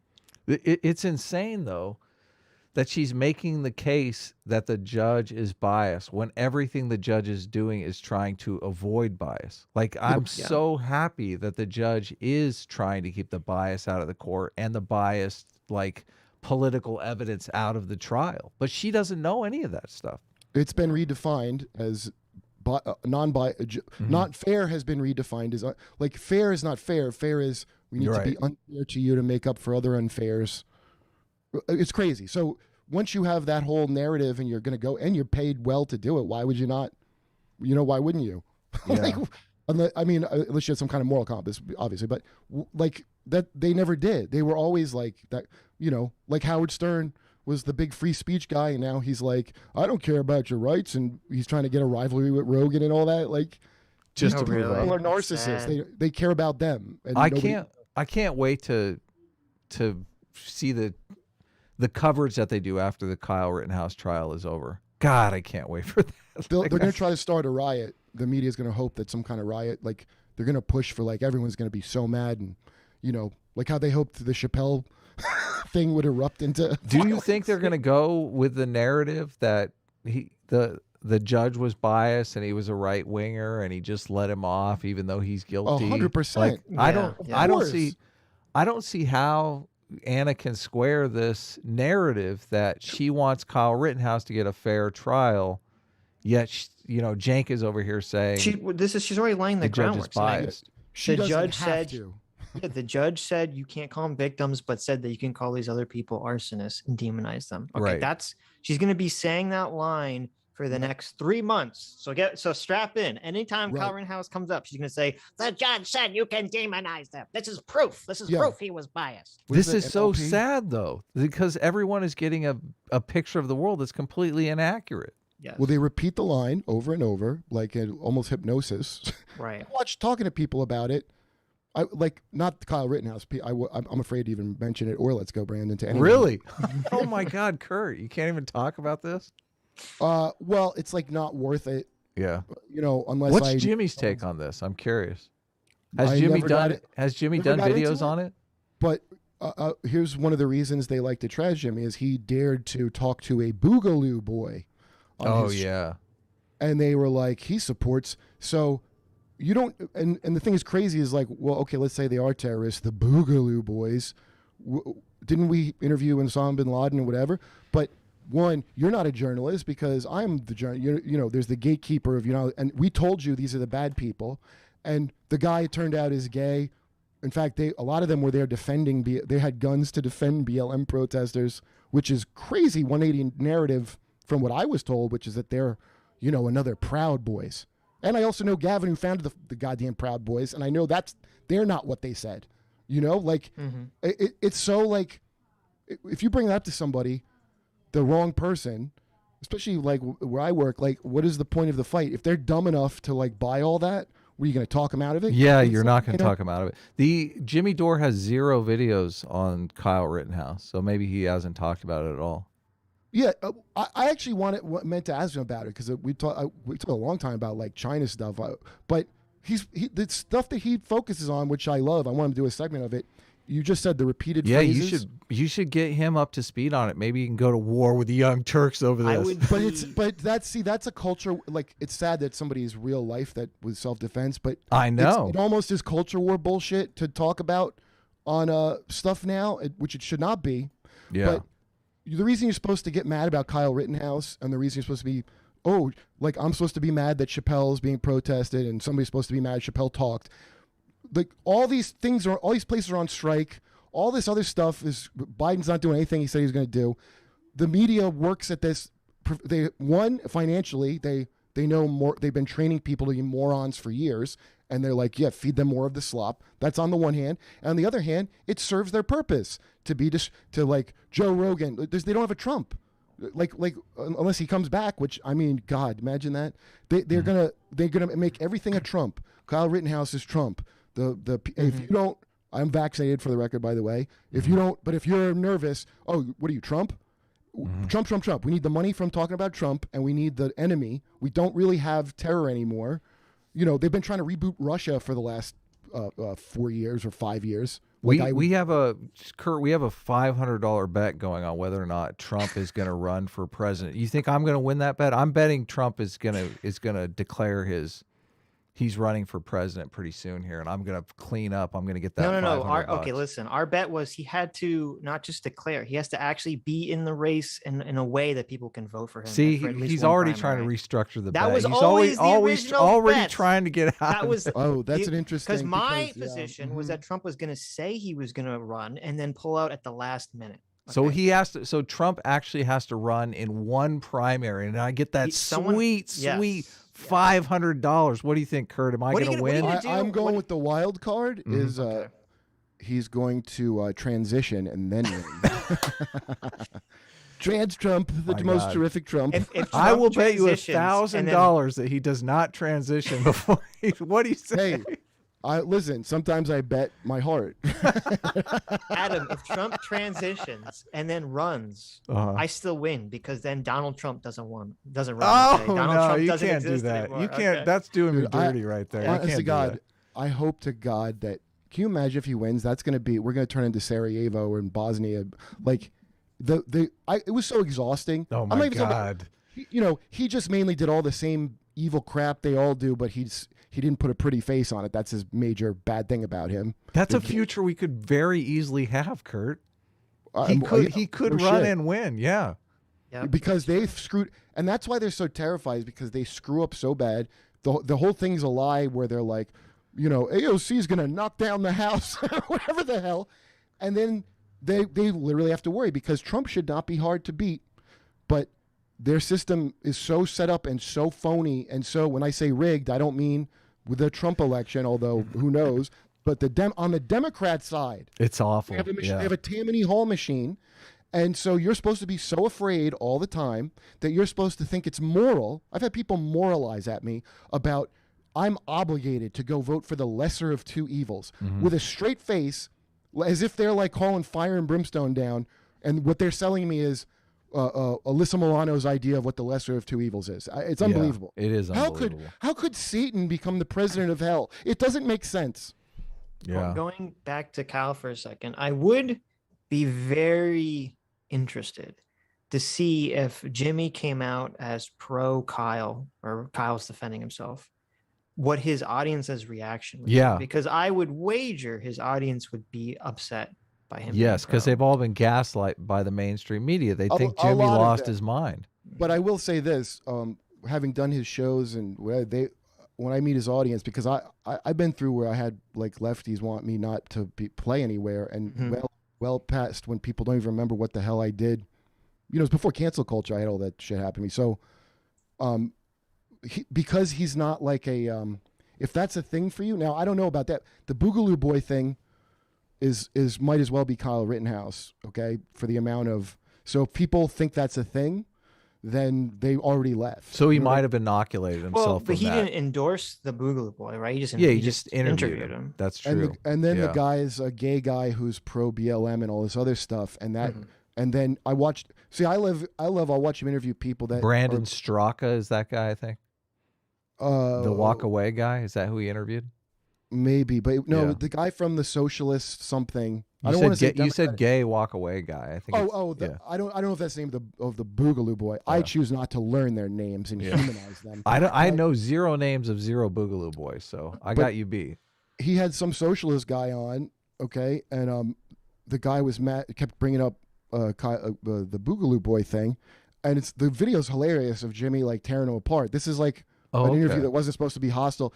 I've watched him do this with people all the time because he can't hold in how he thinks about it. So I haven't asked him about it. Now either he has here's what possibilities I can imagine, but I'm going to find out because I'm curious.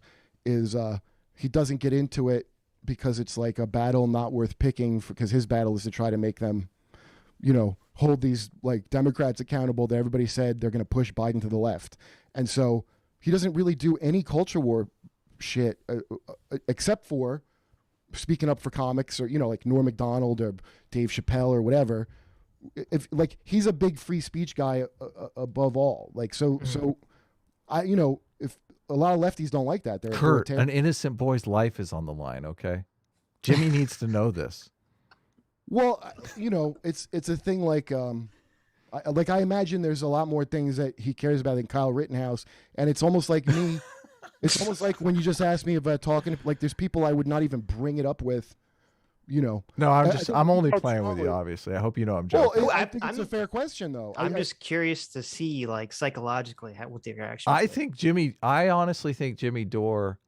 Well, he must not have watched any of the videos that we watched. See, here's. I think that he has seen the videos. He thinks Kyle Rittenhouse is innocent, and that's why he's not. He's keeping his mouth shut.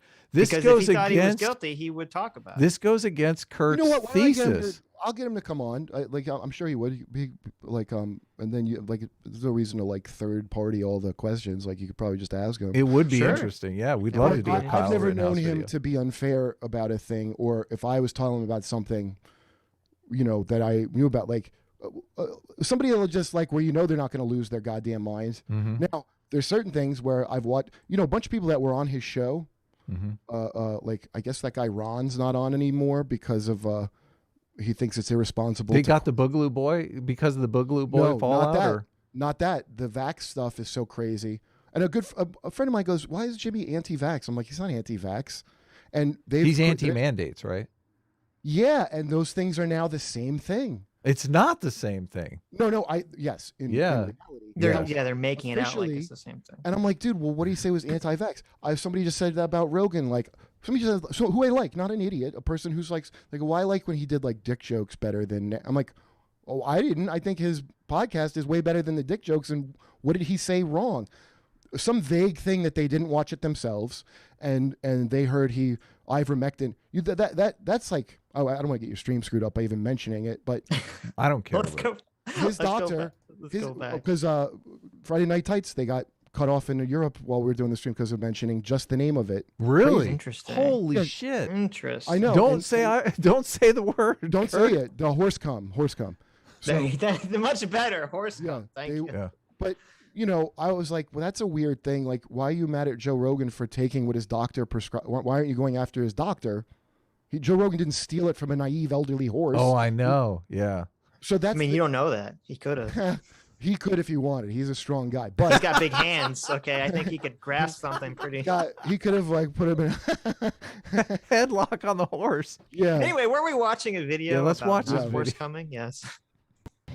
But already from the jump, abundantly clear that this is not a fair trial. When the judge is openly, brazenly, transparently telling the defense attorney that he's free to demonize the individuals who aren't even here anymore because they were killed during that shooting. And you know what else it does? Look, I get it. The judge probably thinks if he was here, he would probably tell you, no, I'm just telling the defense. It's a theoretically liberal position to tell the defense to use everything you can to get your client off. And so I'm not sure that it'll work with the jury. It might backfire with the jury, but if you want, demonize them and see how it turns out. But that's literally what the judge said. No, see, that's what I'm saying. Schenk knows. He knows he's got to make this like crap into a thing, and you see him do it. And now I don't know if it's going to work with it. Maybe it'll backfire. Like he already knows. Right. It's gross, and they just keep repeating now the same thing over and over. It's not fair. The same words over and over again. But he's definitely talking about closing arguments, not while you're cross-examining witnesses, right? Oh, I'm sure he knows better. I'm sure. Yeah, and the judge even said he would be tepid for them to use that language in their opening statements. Yes. So, but I mean, maybe you're right, because the fact that Schenk basically verbatim said what the judge said, And now he's about, I'm assuming he's going to, finish this by saying the judge, that this is bullshit somehow. So wow. He did hear it. Yeah. Jank lost his soul. Jank fucking lost his soul. Before you say he lost his soul, though, keep in mind, way back in the day, there's a clip of him saying, I think it should be okay to fuck horses.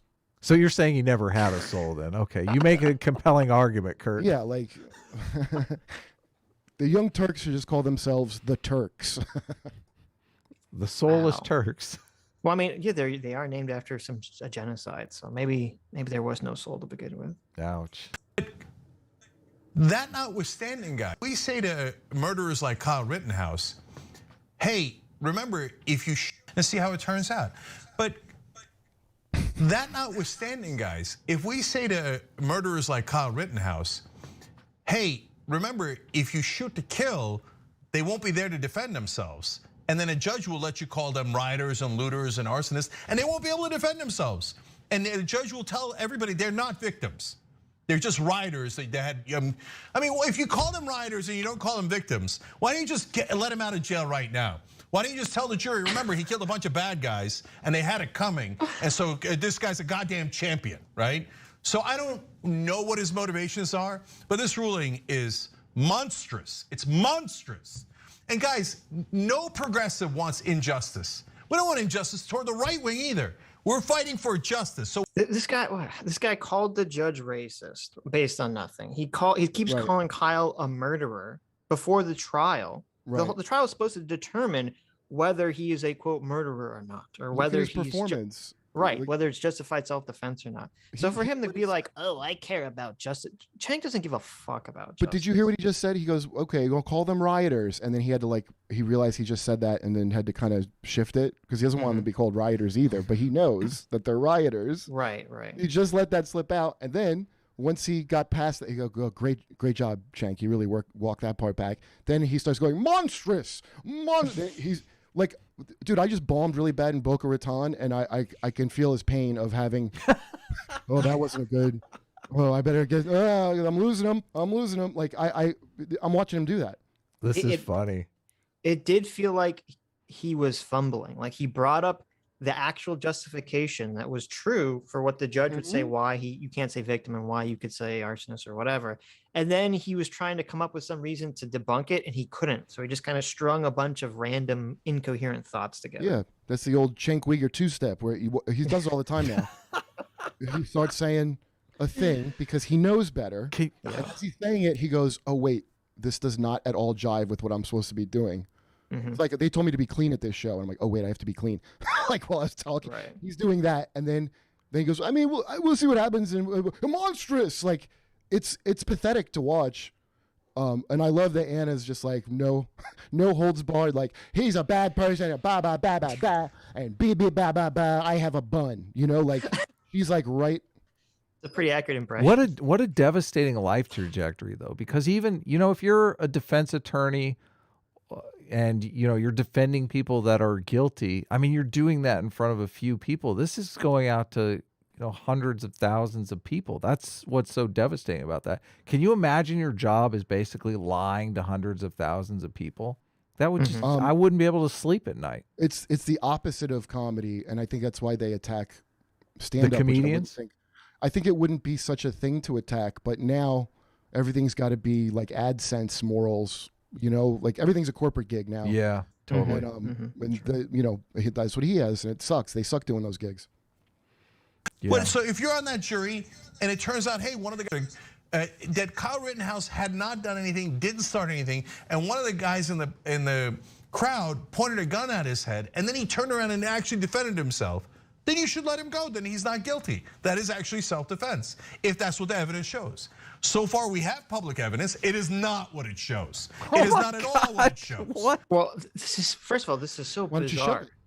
Because the third person did point a gun at him, literally, and Kyle shot him in the arms. So that is exactly what the evidence shows. But why does it even have to be that? How come there's like this weird cognitive dissonance loop that people attacking Kyle get into, where you're like, well, if you look at the video, I mean, yeah, Kyle's open carrying, and a guy's chasing him and tries to grab him. Like, what do you mean? They're like, yeah, but he's still unarmed.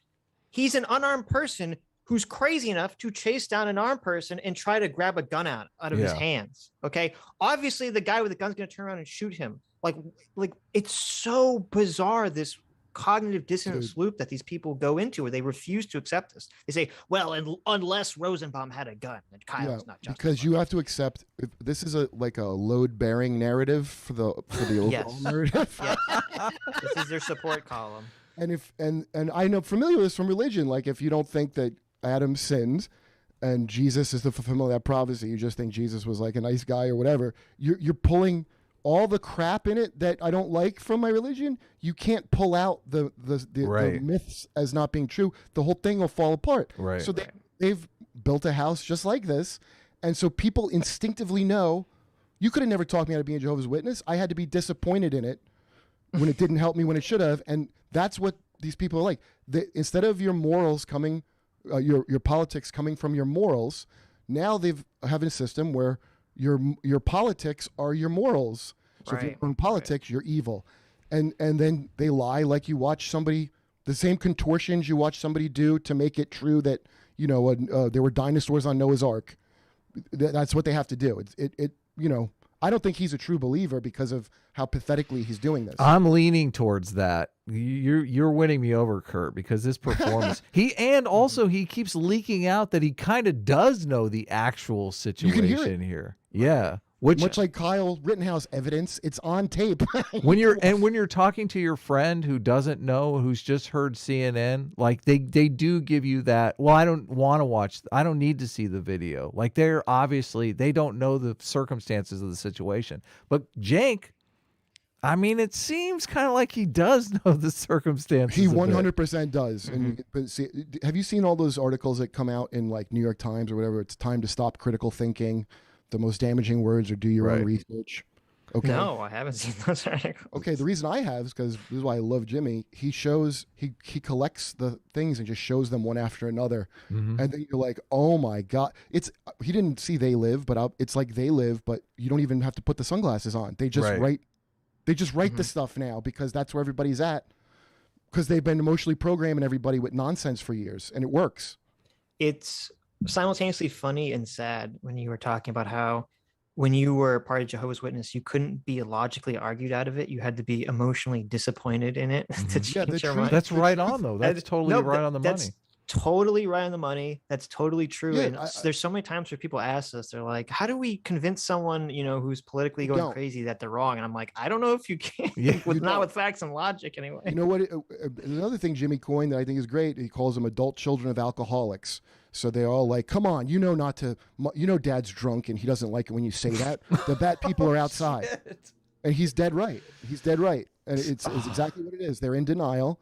They tell you, we're the good. It's taken for granted that we're the good guys, like that. Is God good because he does good things, or because everything God does is good? I grew up that whatever God does is good. He is that, and that's a potentially very dangerous. It is, yeah. It's the most dangerous. Is nonviolent, but if you're part of something that is violent, then everything is justified. Yeah. Yep. And that's how it is now. Yeah, that's crazy. True. But if you have magic evidence that we haven't seen, it's possible. Show it to the jury. That's what's crazy. We have an unbelievable amount of evidence. Like Sitch and I we always feel wrong about going out on a limb on something that, we just have one or two things that we've heard.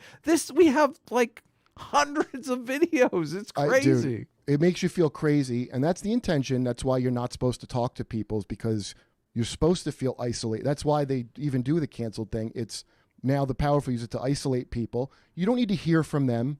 I was on social media too much, like an addict to it, but I had a thing like I won't say anything that I can't defend, even if I say it harshly or whatever. I have a defense for all my points if I get in trouble. Well, my dumb ass didn't understand that that's not how it works. Number one, nobody gives you a chance to defend. Yeah, they don't care. They won't even look at the evidence. They don't want to see it. They already know. It's been like that for a while. It's just so crazy because if I didn't know about the Kyle Rittenhouse story and someone explained it to me in a movie, I'd have been like, this is terrible writing. This will never happen in real life. The story is so obviously biased in favor of Kyle.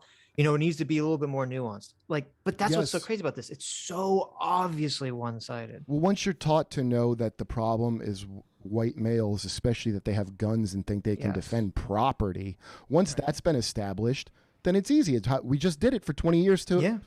You know, Iraq, think about that now, how crazy that story is of why we went. Like, it's insane. And at the time, and I was there when the buildings went down. I remember, like, yeah, somebody's got to get blown up. I don't know. They're different, whatever, Shia, whatever, Sunni. Like, they all got a funny hat, and these people got to know who's in charge. And that's that shitty American imperialist thing that, of course, is going to come home because we're all trained to do it. Like, we are number one, and we should. Even the people, like, even the Democrats who used to pretend to hate that feel that way because they have the power. Facebook, only person I saw playing Glenn Greenwald talking about it. Oh, it's a whistleblower. Is she saying break up this monopoly because that's the danger, that they control this massive part of public? No, we want to leave it intact. We want to control it and put our propaganda. That's the danger. That's not my propaganda. One of the interesting things that came out of the hearing was the prosecuting attorney didn't want the defense to be able to refer to things that happened earlier in the night, like the rioting and the arson, because the judge had previously denied that they couldn't admit evidence of Kyle getting in a fight 3 months earlier. And his logic his logic was, well, if you can't admit the evidence of Kyle from 3 months ago, then obviously how can you admit the evidence of the state of mind of the person a couple minutes before this happened? It's a little more complicated because there was also a video of Kyle, I think 2 nights before in a car. That was only two nights ago. Right. That was only 2 nights before. The fight was earlier. The video was 2 nights before, I believe. Oh, it was the first night. I don't know the other video. What's the other video? Okay, give the background on the other video. There's a video of Kyle sitting in a car with his friend, and they're watching people loot. I believe this was the first night of looting in Kenosha. My recollection is completely different of that. He makes a comment about like, "Oh, I wish I had my gun." Or something. Right. Okay. But then that wasn't looting though. They were shoplifters. It was like some shoplifting situation. That's what looting. What do you mean? That's what looting is. Looting is like multiple people. I thought this was just like one person. No. This was how many shoplifters does it take to be a loot? to make it one shoplifter and it's shoplifting. Well, actually, like 3. Yeah, exactly. But anyway. But the point is, Manny. Kyle ended up calling the police though, or his friend called the police. Oh my God, that's violent.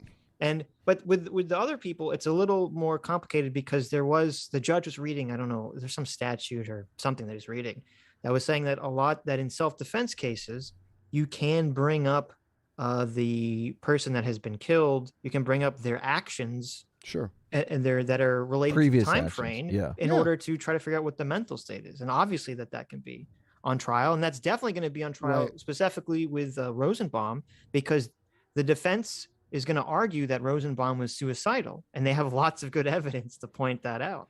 Yeah, people have no idea.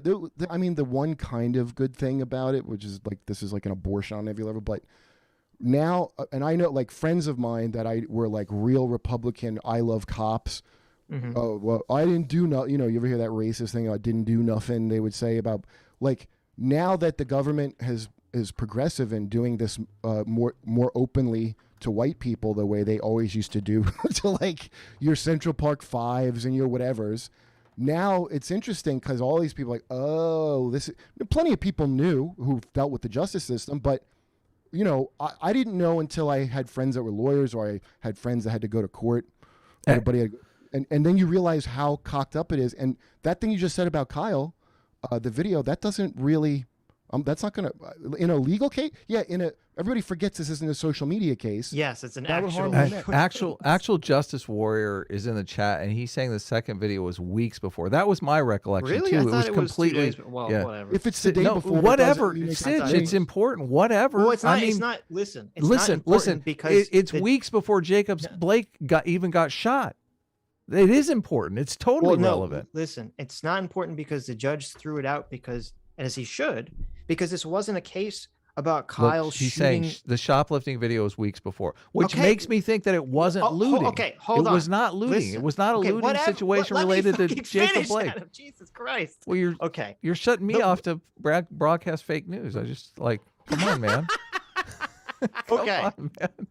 What I'm saying is it's not that important, okay, regardless, because the judge threw it out. And the reason for throwing it out is because Kyle did not shoot people who were shoplifting.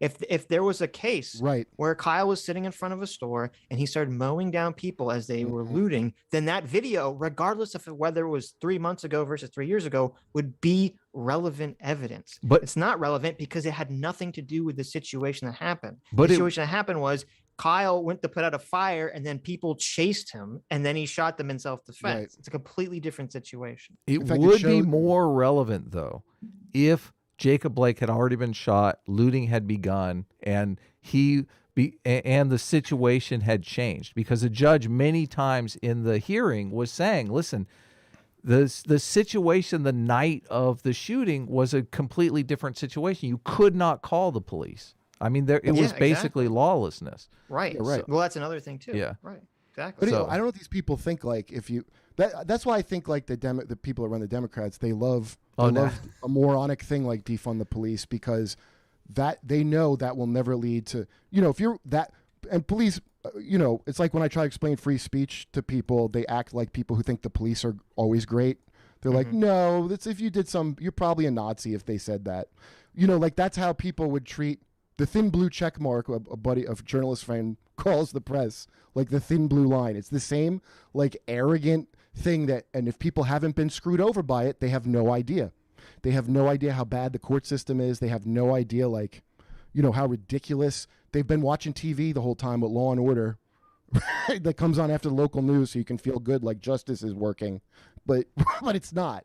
And so now, like, this stuff with Kyle Rittenhouse is not that unusual, other than, the specifics of the story, but political cases all the time. I knew Bill Cosby was going to get freed. I knew he was going to, even though I think Bill Cosby probably did a lot of knocking people out and sexually assaulting them. You can't just like convict politically like that and think it's going to stick, because we have the laws still. I love the fact that we have more fact checking on our show in real time than the Young Turks has. Do you want to, Actual Justice Warrior straighten out the situation? You want to? I'm assuming you have eyes on the chat, Sitch, or do you want me to say it? What? Justice Warrior says, so it was looting, but remember, rioting started in May and Rittenhouse was in August. So the looting in the first video, which was weeks before, was looting because of George Floyd. And then, okay. Wait, all that shows is that if you're watching TV, you see peaceful but fiery protest on the TV. Yeah. And the cops aren't doing anything. And you're like, I wish all is like, oh, I'm going to need a gun probably to protect me or someone who's my friend. Let me just get the timeline out, Kurt. So Actual Justice Warrior was saying, so George Floyd happens. There is looting. Kyle Rittenhouse witnesses it. It's recorded on the video. It's weeks before this. Jacob Blake happens. Then rioting happens. That's when Kyle Rittenhouse goes to protect property. Just to get the complete timeline. And to be even more clear, he wouldn't go there to protect property. He went there to do his job. And then after his job, he was cleaning up graffiti off of a library or a school or something. And someone was like, hey, do you want to help protect this gas station or a car lot? And I thought it was his friends. He knew the guy at least. Did he not? No, he did not. No, he didn't. Oh, no shit. No. They thought they were going to get paid, and then as soon as Kyle Rittenhouse ended up shooting someone, he was like, "Oh, well, I can't really pay you now." Well, as soon as that happened, the guy whose property they were protecting immediately said, "I didn't ask for anyone to help." Blah blah blah blah. I mean, I don't care about any of that stuff, because it doesn't matter if he's a piece of shit in his personal life. Shouldn't have his building burned down. It's on video. How dare you, Kurt? He was a Boy Scout. He helped an old lady across the street on the way there. Yeah, he saved a cat from a tree. He sounds like a real fascist Boy Scout, typical.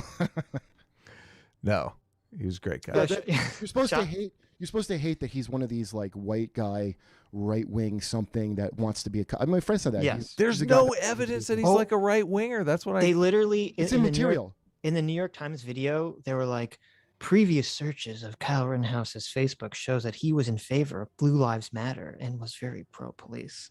Yeah, that's a thing against him and these people. I know. I couldn't believe they fucking attached. He wanted to be nonsense. a cop. Yeah, there's nothing wrong with that. That's an evil. But why would people in government be behind that? Is because that's the lowest customer service end of the corruption of government. Like when I have to call the Philippines, Verizon screws something up, and they like, hey, are you frustrated? Take it out on. Now this employee can't shoot and kill me, granted, but it's like now where do we end up with all this defund the police nonsense? Oh, there's going to be some new Capitol Police, like a new secret police force everywhere now. Great job, guys, with your defund. We're going to have more cops than ever, and IRS is going to check your bank account for over $600 transactions. That's where. So it's a trick. It's like people are going to be begging for more police by the time we're done, and then the idiots like the Joseph Rosenbaum, who's a child rapist who wants to die, he buys into this. The Occupy Wall Street. That scared the hell out of him, and they were able to turn it into a. You have to divert all the whatever this like screw up the system thing. I'm sure, much like January 6th, where there's all these federal agents, I'm sure Rose City Antifa has a bunch of federal agents in there. They do this shit since the 60s to, that's why that guy Fred Hampton got killed, because my friend Patrice had a joke about it. Like, you get killed when you're like, hey, we don't need to be separated into like prison racial groups. We can work together. So Malcolm X has to go when he comes back and he's like, oh, white people aren't the devil after all. They could be. That's when you're bad. When you say the Jesus thing, that's when you got to be killed. Hey, Sean, thanks for keeping us honest. Let's get back to the video. What did you say? Sean sent me a DM. The judge said he wanted me to remind you, which I did talk about before you came, Sean, was that yes, the judge did say that the prosecution, if they think they prove it with evidence, could call Kyle a cold-blooded killer in their closing statement. Yeah. And that Anna, presumably assuming that she's behaving honestly, just delusionally, her entire position could all have been avoided if she had spent the 5 minutes, or whoever the fuck researchers at TYT spent the 5 minutes to actually watch the video of the judge's comments and then told Anna this information. All their researchers are unpaid interns, Sitch. Okay, yes, they don't know how to read. They can't unionize. Dude, so, that's exactly right. She's not researching any of this. She's tightening her bun for the show. Yeah. A bunch of either incompetent. She's straightening her news dress. Yes, a bunch of underpaid, Hannah Gutierrez, armor on an Alec Baldwin movie quality people are the ones giving her the things to say, and she doesn't care to know. She's getting the thing, like Cody, Mankind Jr. from now some more news. I'm sure his girlfriend's telling him the things to say, and that's what they're doing. They don't bother to read, and they're not going to. You could see the scene of Anna and Chank sitting there, and you have like all the makeup people doing their stuff, and someone's like popping sushi rolls into their mouth, and the person's like, okay, Anna, the judge said that you can't call them victims, and you're going to be really mad in this segment, and I want you to say, like, just it's someone like, do you remember, like sometimes I email with Zach, your boy Zach, because I know Jim Jeffries, and I saw what they did with him. Yes. He did that interview. It was really gross, yeah. And I know writers from there. And I was talking to one writer. He's like, what? No, we didn't set up a thing on him. I'm like, are you serious? Well, I found out recently from a friend that knows the showrunner. The showrunner, it's one guy that works there who suddenly turned woke and like shitty. He was like always a good guy. That's the guy that was like, paint this dude up like he's a racist for his very reasonable critiques of comics. Yes. Just one person in a position of power. That's so sick. And that's our whole system, is a bunch of that. That's so fucking sick. That's why I do have hope that things will change if enough people who are big enough come out against this. Well, because turn on them, as you said, I'm not sure it's like every writer. It's just like there's the one person in power who can dictate, and everyone else just goes along with it. Well, Jude Doyle's, they're all afraid of that. All the things, my friend, like I'll have people on my podcast that are like, I won't say who, but I have somebody on who, they all think, Trump's the Nazis and it's Trump, but while we're podcasting, go, this isn't being recorded, right? You don't record this. Like, you cut this out, right? This isn't live, right? And they live under this fear that ain't being caused by Trump. It's being caused by their friends. The hashtag resistance. I think my manager's the guy who helped start that, because I remember when I first saw it. And I think he got probably, my guess is some super PAC money, like just like Katzenberg paying for Young Turks. They throw their money around to these people, and then the resistance against what, an election that you lost, just vote against them. Like what you got to remember the word preference falsification, Kurt, because it's when all those people, it's all those people who are doing that, who are like, please cut this out of the podcast. I don't want anyone to know that I believe this. When all those people simultaneously open their mouth and say, what the fuck are we doing? That's that's preference falsification. Everybody's like, where are we going with this? Why is this happening? Like, we have to stop this shit. You need a couple psychos, a couple of loonies, like CRC bringing the High Sparrow in because she wants to use it against her. I mean, that's the most apt. I know, like, people, Game of Thrones kind of sucked in, but this was like, wow, that's society. There's a Cersei Lannister. I bet you Anna's got, she's probably not as smart as Cersei, but she's got that kind of Cersei wasn't very smart either. So right, she was it's like she thought she was cleverer than she was. Yes, right? Yes. And so a younger, hotter princess is going to take her spot. Totally. Right? So she says to this crazy cultist, I think we need a little bit more of your progressive blah, blah, and then brings them in. And then she gets marched through the streets naked, and it turns on her. And then they all get blown up. So the people up at the top, it's their responsibility to herd all the wokies into a church and use the green fire from Game of Thrones. They brought this in. Ouch. Because they radical chic these nonsense people, and these people aren't the ones. That's the show for everyone. That's the consultants. It's all now owned by the companies because that ESG shit. I'm telling you, I think the person at the head of woke, and by all means, check it and correct if I'm wrong, is a guy named Larry Fink, which doesn't that just sound about right? What the man behind it, Larry Fink, typical Larry Fink.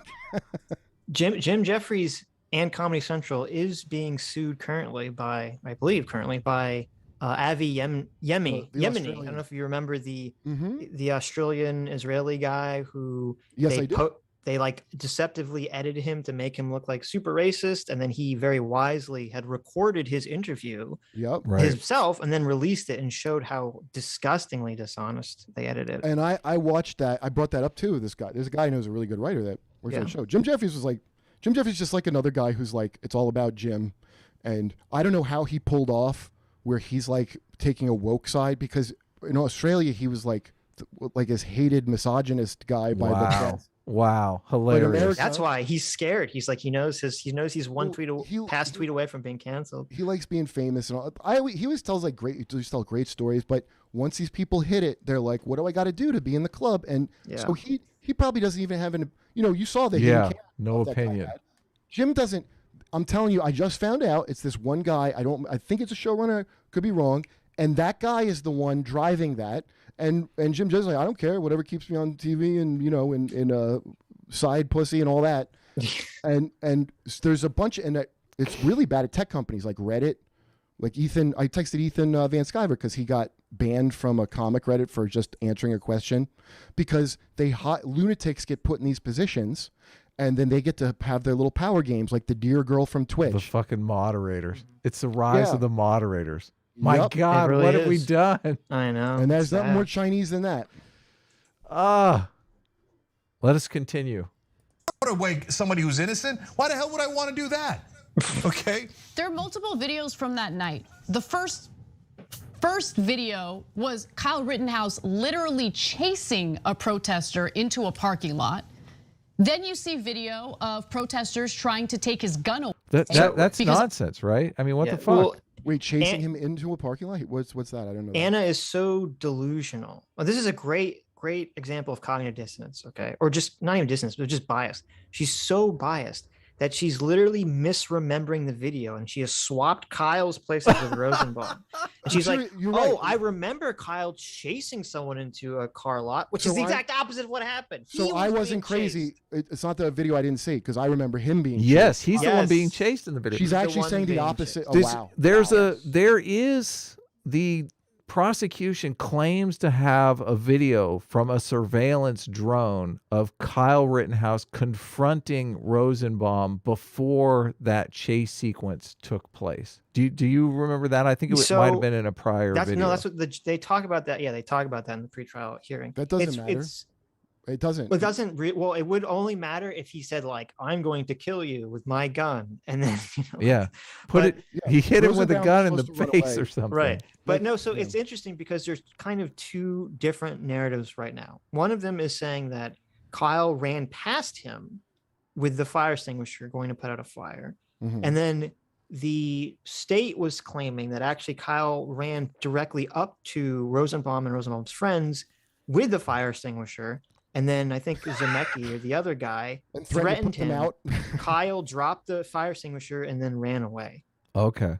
Well, that's devastating. I know. It's like even if that's their argument, like that's still terrible. Like, how does that make Kyle guilty just because he tried to put a fucking fire out? Yeah, that doesn't like I had somebody pop my eardrum at a comedy show at the Cellar one time. Oh, that's awful. It was like off stage. I mean, and it's not that like I'm not getting the whole story, but I said something. I wasn't on stage. I got off stage and I said something. He got up and came over and I had my neck out. I was like, hey, he's coming over here.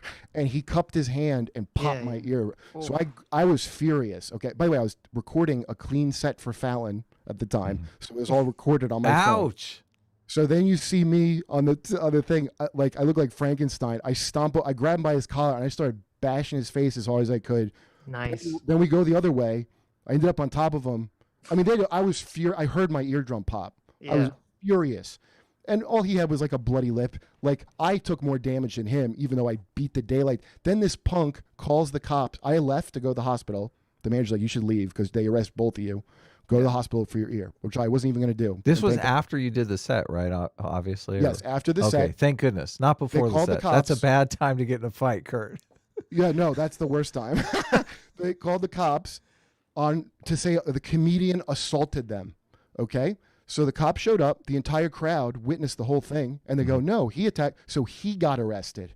Yeah. Then I found out later his wife took a swing at the black cop that was there and called him the N-word. Oh my God! And then later she left him for the black cop who she called the N-word. I found out. Oh my God! This is the most insane story ever. But the thing that relates to this is I had it on tape and I had to go to the district attorney's office with it because he had to pay my hospital bills and all that, you know. And I was like nervous because I'm clearly I called the guy a cunt or whatever, and I thought like, oh, if you provoke, you know, if you like escalating it and then they hit you, like that's maybe a bad, you know, like I was gonna show it, I was gonna not show it, but. She's watching it, and I was like, she's like, that doesn't matter. Just call him whatever you want. Nobody can go attack you or come charging at you. Yeah. If you have a gun, it's totally irrelevant. A gun is not you escalating things, having a gun. Totally. That's the way they're trying to cast it. It's so crazy. It's like, just because he's holding a gun, that makes him the aggressor. Because dipshit or shitlibs, as Jimmy calls them, which is a great name, that's how they think. They're such absolute Wait, but Jimmy morons. is a shit lib. What are you talking about? He's a dirty leftist, Adam. Okay. Yeah, he's a socialist. He's a socialist Venezuela. He's a Uyghur apologist. Okay. He's a boogaloo boy first and foremost. Don't say that, man. Daily Beast will write an article tomorrow. Kurt Metzger calls Jimmy Dore a boogaloo boy. I know. I wish I was called that. They called me a pro-rape writer. I wish they called me a white supremacist instead of something vile Who like the that. hell is pro-rape? This is ridiculous. Kurt, right here. Didn't you hear? Yeah, because I mocked Sadie Doyle. If you were going to be pro anything, you'd be pro consensual sex, right? Obviously.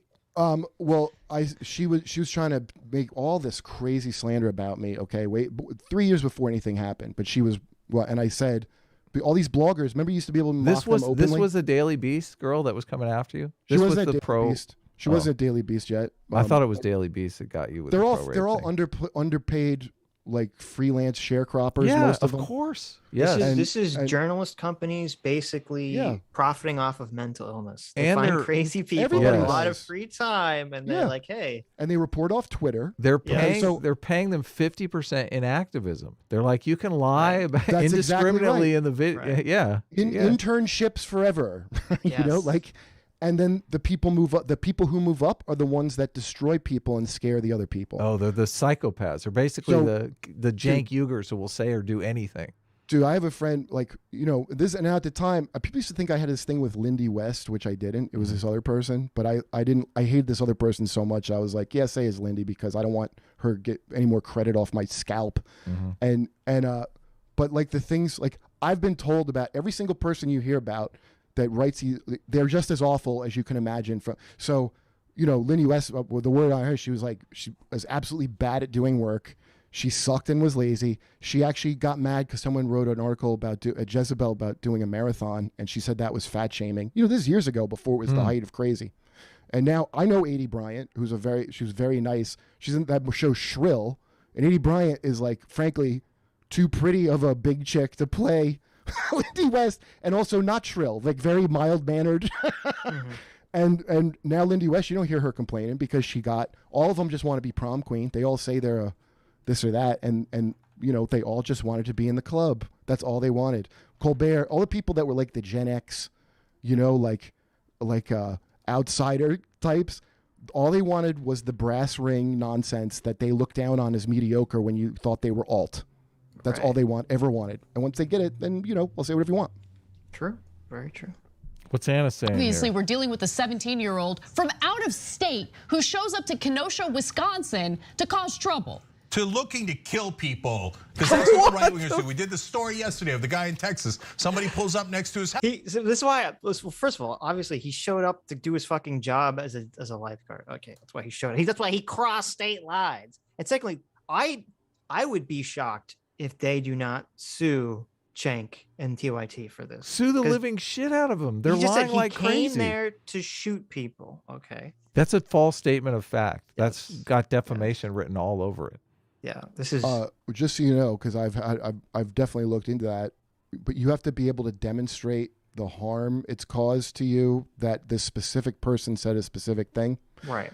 And if like, you know, like, I don't know, like Rogan with the thing that CNN did with him, but I imagine a lot of people like him more like if like sometimes it works that way, and it should hopefully work that way, where they lie about you and then people like, hey, that's not cool what they did. If he's convicted, it could show, like, he'd show damages pretty easily.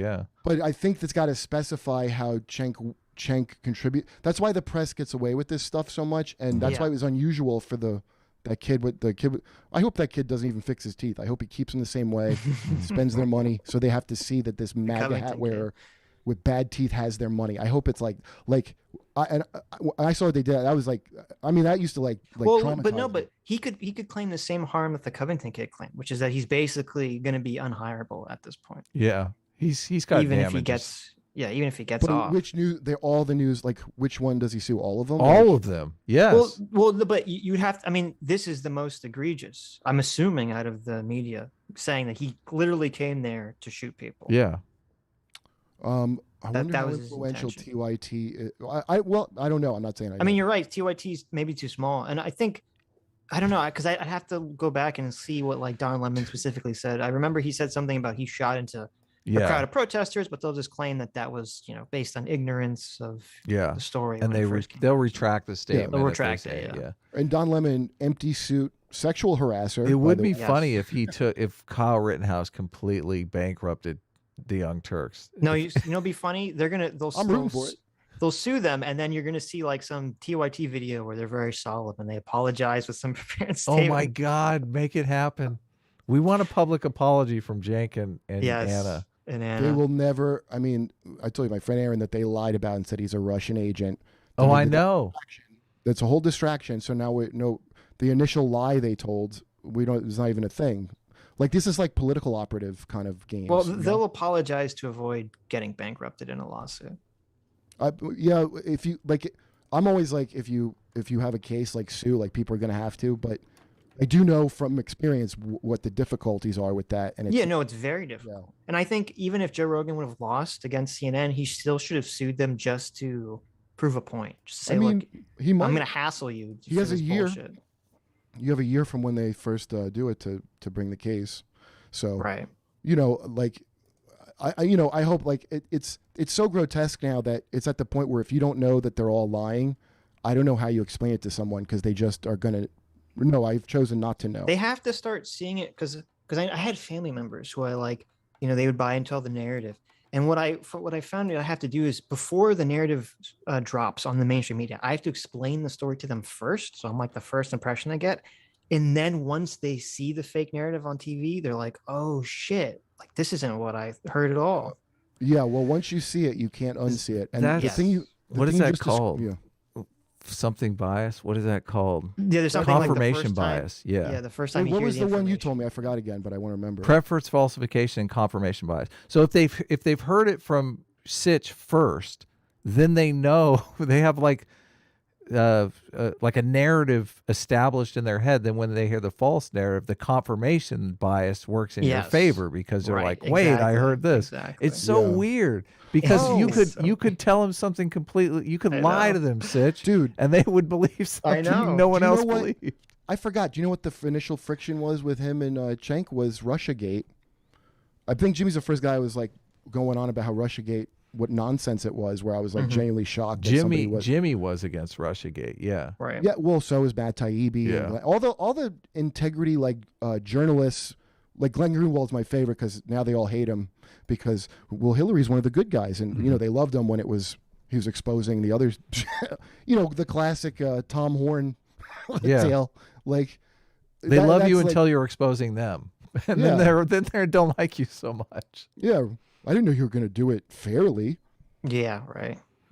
Let's hear some more lies from. He goes and shoots him in the head. He's like, oh well, there's a guy. I can't wait to shoot people. And they took. Wait, what the fuck are you talking about? There's like a string. Because obviously we're dealing with a 17-year-old from out of state who shows up to Kenosha, Wisconsin to cause. From out of state. He crossed state lines. Why is that so important to them? What the fuck? It's America. They have more mercy in their heart if like somebody who's like a big time rapper had shot someone when he was 17. Like Chappelle was joking about that, like the baby killed someone. Yes. Open the southern border. He was out of state. It's like, please. Trouble. I mean, they're demonstrating you could literally be a serial child rapist, and they would take your side if it helped, which is what they're doing. That's what they did with Rosenbaum. Well, read the Washington Post article where they try to humanize him. They mention. Anna does not know that Rosenbaum is a child rapist. Like I'm confident. Yeah, or that he beat up his girlfriend, the week before, and then tried to commit suicide. She doesn't know any of that stuff. They don't know any of this stuff. We're dealing with a 17-year-old from out of state who shows up to Kenosha, Wisconsin to cause trouble. Stay in your province. To looking to kill people, because that's what the right-wingers do. We did the story yesterday of the guy in Texas. Somebody pulls up next to his house. He goes and shoots him in the head. He's like, oh, well, there's a guy by my house. I can't wait to shoot people. And they took weeks to arrest the guy. Well, I don't know. The guy who was killed happened to randomly be a young Muslim kid. He probably deserved it. He's probably a rioter or a looter. If you're a white right-winger, you're God in this country. You're above the law. You kill anyone you like. God damn it, I'm tired of it. My God, every time I think about the parents of those kids, it makes me. You know what? I will say. This is fake. That was the fakest. God damn it, I'm tired of it. This is so fake. You know what? Right. You convinced me. Yeah. Isn't he sad, dude? I would almost feel bad for him if it wasn't like so scumbag. But look at the dead. I always thought he was a fat sack of shit. Don't get me wrong. But I mean, just look at like the hot air has been pushed out of the bag. Yes. Yeah. Like. Oh my God. I want to watch how like unemotional his eyes are when he slams the table. God in this country. You're above the law. You kill anyone you like. God damn it, I'm tired of it. My God, every time it does, it looks so fake. It does. If you're a white right-winger, you're God in this country. You're above the law. You kill anyone you like. God damn it, It's just. Oh God, that's so funny, dude. They need it would be hilarious if someone clipped this out and put a sound effect in there, like breaking glass when he slaps the table. Somebody should. Because it's so fake. The sound effect would totally just give it away. He should have like gently moved the glass aside so as not to knock it over. I know. That's so good. Yeah, exactly. Takes a sip of water. Damn it. Tired of it. My God, every time I think about the parents of those kids, it makes me sick to see what this judge did, what those unbelievable monsters in the right wing do, celebrating the deaths of those poor kids. And by the way, just last. He keeps calling them kids. They were all older than Kyle. Yes, much He's older. the only kid. Much older. I'm pretty sure they were all adults and Kyle was the only like 30 and he's 17. Yeah. A 30-year-old suicidal pedophile chasing a 17-year-old down in a car lot. Right. They're taking the pedophile's side. He can't even be sincerely triggered anymore, this guy. I am so mad right now. Oh, I could just spit. Oh my God. It's so true. I know. This perspective. Kyle Rittenhouse goes in with a weapon into the protest. He chases people with it. He points the weapon at someone. I know what? What? What are they? So just repeat the nonsense. It's so fucking. It's such fucking bullshit. Who was he chasing with the gun? No one ever. He was chasing their feelings. Okay. Maybe so. Who knows? The fire was also a protester that he murdered with a fire extinguisher. That's right. That's right. Fire lives matter, Adam. He went to extinguish that life. Can I just promote defund the fire department? My hashtag that we're not very popular, but I think a social worker can talk down these fires more effectively than trying to smother them. Why? Hey, I can't breathe. I'm fire and I can't breathe. You know, why are firefighters first resort to fire such violent beings? Okay, where's the non-violent, non-aggressive approach to putting these fires out? It's just a systematic violence against fire. Let the and fire I say, live. Take their funds. Let the fire live. Let the fire breathe, Adam. Let the fire breathe. Then try to wrestle the weapon away because have a loaded gun pointed at him, a loaded weapon at him, right? But for right-wingers, that's not standing. That's not because it literally didn't fucking happen. If he didn't Kyle stand his Rittenhouse ground, he ran ran up away. to Rosenbaum and said, "I'm going to shoot you," and then Rosenbaum tried to take the gun out of his hands. That would not be justified. Yeah. That would be a fucking murderer then. That's not what happened. Not only that, Rosenbaum would then be armed, the thing that we're afraid of. Yeah, I know. He fell on his ass and on his ground. That's what he did with his ground. He panicked. Like, what are you talking about? I backed it up a little bit because I got a little skip, but that's not self-defense. But when Rittenhouse then shoots him dead. Oh wait, I want to back it up a little more. They say that's self-defense. They then try to wrestle the weapon. Kyle Rittenhouse goes in with a weapon into the protest. He chases people with it. He points the weapon at someone. They then try to wrestle the weapon away because they have a loaded gun pointed at him, a loaded weapon at him, right? But for right-wingers, that's not stand your ground. That's not self-defense. But when Rittenhouse then shoots him dead, they say that's... We're getting into word salad here, Sitch. I mean, you could see that little moment he had there, like, where am I going with this? What exactly am I saying here? Yeah. I've been in that position where I forgot all my skits. He can't remember his skits right now. That's what he's doing. And repeating, here's the important part of the message. This is what they're giving for, is to go right winger, right winger. Totally. And that's all. And like I said, I'm not particularly clever. I'm kind of inoculated. I already had like a kind of COVID called Jehovah's Witness, and I know that it's not even necessarily people plan to do each word like that, but it's a natural thing. And you could watch documentaries about like faith healers and stuff. It's a hypnosis, and people are that's why they're tuning in, is for that. There's some spiritual thing they're getting. Right winger, anybody that's he seems to be trying to make an argument that it's self-defense for them to try to wrestle the weapon away. And I'm just like, what the fuck? But that's not what happened at all. No, it's not. Not only is it not what happened though, but how is that self-defense? It's not self-defense to try to wrestle the weapon away. But that's a pillar of a bigger narrative of like, if you're black and unarmed and you physically attack a cop, or anybody that does suicide by cop, which is a common thing. Like, he kind of suicide by copped Kyle Rittenhouse, that guy, from what I understand. Yeah, definitely. Yeah. Well, he was trying to suicide by somebody earlier in the night. So. Right. Oh my God. Hey, I got to get going. No. Because it's 3:30 already, and get out of here, man. Thanks for coming on. This was a lot of fun, Kurt. Yeah, I want to come. You guys are great. I love your show, man. It's great. So thanks for having me on. I appreciate it. We'll have you on again, man. Take care. Take care.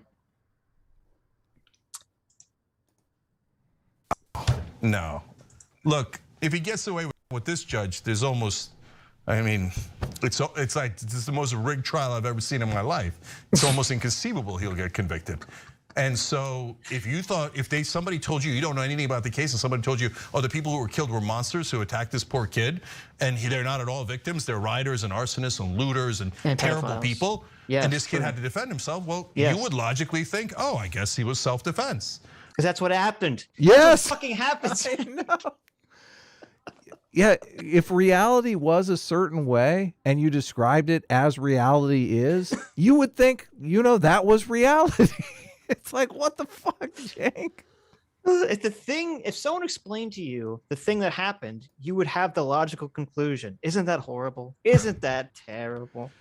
This is why Cenk and the Young Turks will always be like number 2. They'll never ascend to mainstream media levels because as terribly garbagely biased and offensive as the New York Times hit piece was on Kyle, they're very clever with it. They don't ever generally directly lie. They just frame things in a very dishonest way. That's not quite a lie. But here, Cenk and Anna are just straight up lying. Kyle's running into the crowds, pointing guns at people. They're trying to wrestle the guns away in self-defense. Kyle went there looking to kill people. Kyle's chasing people in the car. Like, they're not even good at their propaganda. They're terrible at their propaganda.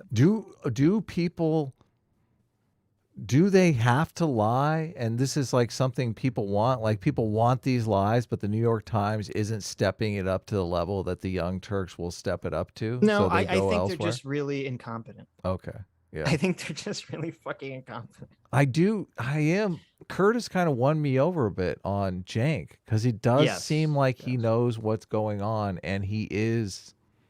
I mean, this is terrible performance here. He is not angry the least bit whatsoever. And anger does drive engagement. I mean, we know that if we put a clip out where, we get triggered, then that's going to get more views and something. No, you're definitely right. When they were putting Cenk's makeup on and they were, serving food to him while he was reading over his script, they're like, okay, Cenk, we need you to be real angry. We want you to pound the table on this one. We want you to slap it and say, the Republicans are totally fine with white men killing other people as long as they're conservatives. Okay, you're going to slap the table then. Make sure you move your water, Cenk. You don't want to knock your water over when you slam the table. Okay, you're completely. I think this was a total put on, a total act from Cenk, but I also think he's horribly incompetent and doesn't even keep all the facts straight in his mind. Yeah. Yeah, he was tripping up there on the self-defense business, though. I mean, the judge is handing it to him on a silver platter, handing it to him. Just get out of jail free card. Cause he's fucking Cause he's fucking innocent. You could make like a great song out of all like the Cenk quotes. Well, I guess he was self-defense. I mean, the judge is handing it to him on a silver platter, handing it to him. Just handed it to him. He's handed it to him. He's trying to get his anger level up here. Look at this. He's gesturing. He's like handing it to him. If me and Adam were obnoxious Twitch streamers, that's our audio clip for all our donations for the next month. Handing it to him. He's handing it to him. He's handing it to him. Handing it to him on a silver platter. Handing it to him. Just get out of jail free card. Well, okay. And also just imagine, okay, saying you can't call the people that were killed victims, that's handing it to him. Really? That's how low the bar is. You can't call them victims until he's actually been convicted of a crime. Really? Yeah. That's how low the bar is to handing it to them? That's not really handing it to him. I would. No. There's still going to be a trial. Fair and he's still spending millions of dollars on a defense attorney. Right. This is crazy. Well, though there was something weird because the state is trying to do this kind of gross thing where they're trying to get the names out of the people that donated to Kyle Rittenhouse. I know. And they can't because they're not technically donating to him specifically. They're donating to his mom. And it sounded like, and I hope not, it sounded like that charity where, what's that crazy lawyer's name who was Kyle's lawyer at first and then like absconded with $1 million or something. Yeah. It sounded like the judge was like, the way they're talking, it sounded like maybe Linwood's fake Kyle Rittenhouse charity was still around, which I really hope it's not because that was sleazy as fuck. Wow. Linwood just basically stole, allegedly, maybe. Yeah, we don't want to get in trouble, Sitch. Don't want to get sued. Seemed like he just took like $1 million or more from that fund. It just kind of into the ether disappeared. So, although I did learn recently, Sitch. Yes. I did a talk on my Thursday stream, and I learned that we are technically not celebrities or public figures, as they call them, like if someone came after us with a defamation suit or we went after someone else with a defamation suit, like the bar for celebrities is much higher than for private citizens. Even though we do this show and we have a decent sized audience, people cannot categorize us as celebrities. Was there some? You must be verified on Twitter and have 100,000 followers before I think it's something like you have to be a household name. I think that's like the bar. I'm pretty sure it's lower than that. No, I think it is. I think it's as high as household name. Yeah. The right wing are going to logically think we could just kill them all. There's never any penalty. We just it's so fucking bad faith. That's so bad faith. Like, that's exactly what the right wants to do. Just kill them all. I know. Sean brought up a good point on his video on this, where the TYT was defending that guy whose name escapes me, who shot the Trump protester. Remember the Antifa guy that was waiting around the corner for the Trump protesters to come, and then he just shoots him. Yeah, I don't remember his name. And then remember Vice? I thought it was Vice. They did, or it was Vice or Vox. They had an interview with him where he was basically defending himself, and then TYT came around and they gave all the apologetics for this guy shooting a protester who's just walking by. Yeah, it's disgusting. The projection here is fucking. Yeah, I'm far more afraid for violence on the left, because the left is acting like they're some cornered animal that, has every right to lash out violently, which is just, that's scary. That's totally scary. Michael Reinhall. Yeah, that's the name. And you just remembered it? No, I was looking at the chat. It was Sneed. Thank you, Sneed. Yes. Come on, we have 20 minutes left. Oh, you can't press the button? I gotta press the button? I'm gonna press the button. I didn't want to. I want to make sure we weren't pressing that. I was making sure we were. Pressed the button. A little more anger here. I want to get. The show. Okay, well. How dare you press the button, you motherfucker? Wait, it's my turn to press. Hold on. Let me move the keyboard so I don't knock it over. Let me move my water. How dare you press the button? Okay. You told me to press the button. You press the button, Adam. How dare you? What the people listening to Trump? I pressed it already. Quit your fucking bitching, you little. Kirk Spreech asked him, why don't we just start killing him? In America now, if you're a white right-winger, it is grotesque. Oh my God, Sitch, can you, or Jake, can you do me a favor when you read this part? Will you do an actual face palm? I have this idea for I have an idea for a clip with you face palming. Would you want a double face palm or just a one face palm? I like that Cenk, the pro defund the police side, is also saying is also promoting the conspiracy theory that right wingers are just going to run around shooting people. Oh yeah, because there's not enough police in the area. Maybe you should see if anything, Cenk, the whole Kyle Rittenhouse situation should show why you need to double the funding for the police. You need to refund the police. There needs to be more police on the streets so that you don't need militia guys. Or just not even militia guys. You don't need just random citizens with guns to protect property. I agree. That shouldn't have to happen. I would like for that not to have to happen. We need more money. Okay. I'm going to back this up a little bit just because Kurt has totally won me over now. This seems completely performative to me. It does. This does not seem real in any way, shape, or form. And it's actually pretty fucking hilarious.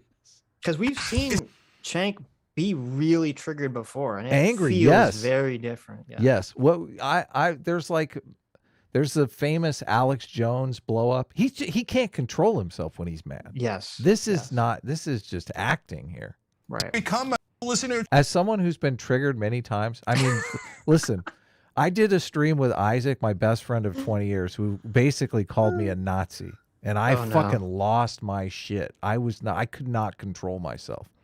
Like it took me 20 minutes on stream to talk myself down from that. Yeah. Mm-hmm. So I mean, when you're legitimately angry, like you're out of control. But this is not. This is not that. This is not remotely that. Maybe if you're A team, S class always has free will, even when. Listen, we did that stream the other day, and I hate bringing it up again. But you said you got angry in that stream. You were like, what stream? The stream with Dave. You were like.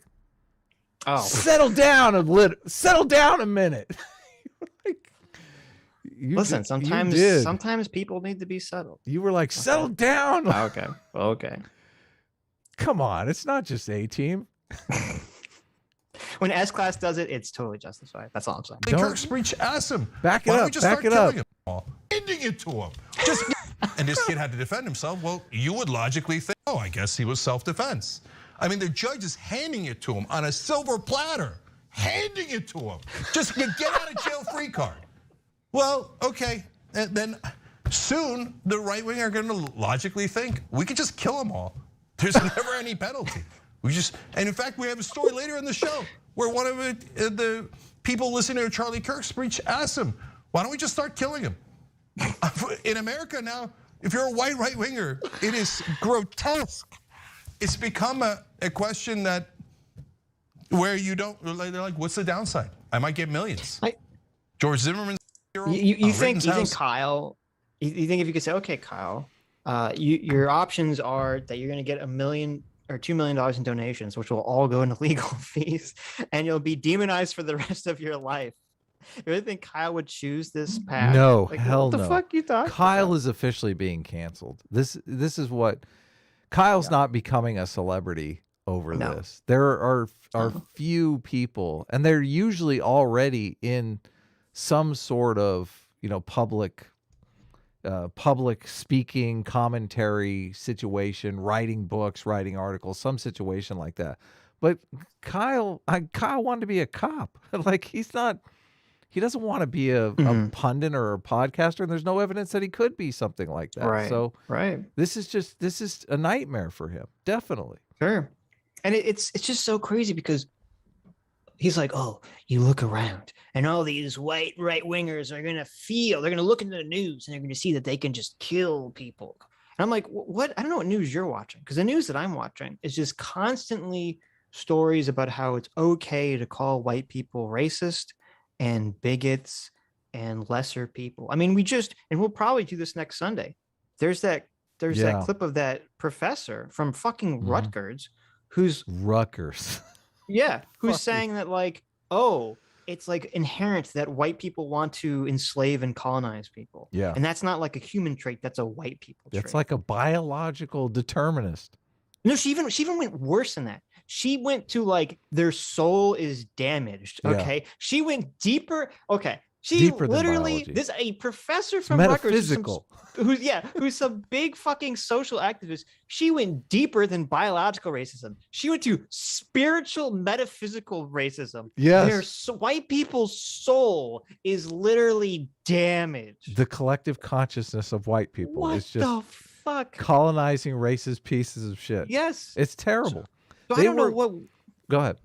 I was saying, I don't know what world Cenk's living in where everything's backwards, and he's saying constant stories where it's totally the news says it's totally okay for white people who are conservative to go around killing people. Well, I don't know what fucking story he's talking about. Yeah, it's insane. It's totally insane. It's a completely upside down picture of reality. But the huge question for me is, does he know it's upside down? And now I'm kind of leaning towards maybe he does. Maybe he is just full grift. Well, I think the grift part of it is that he's Sitch playing it up. Nice here. Sitch wants. No. I'm not trying to be nice because I think it's actually worse. I think it's nicer if he actually believed it.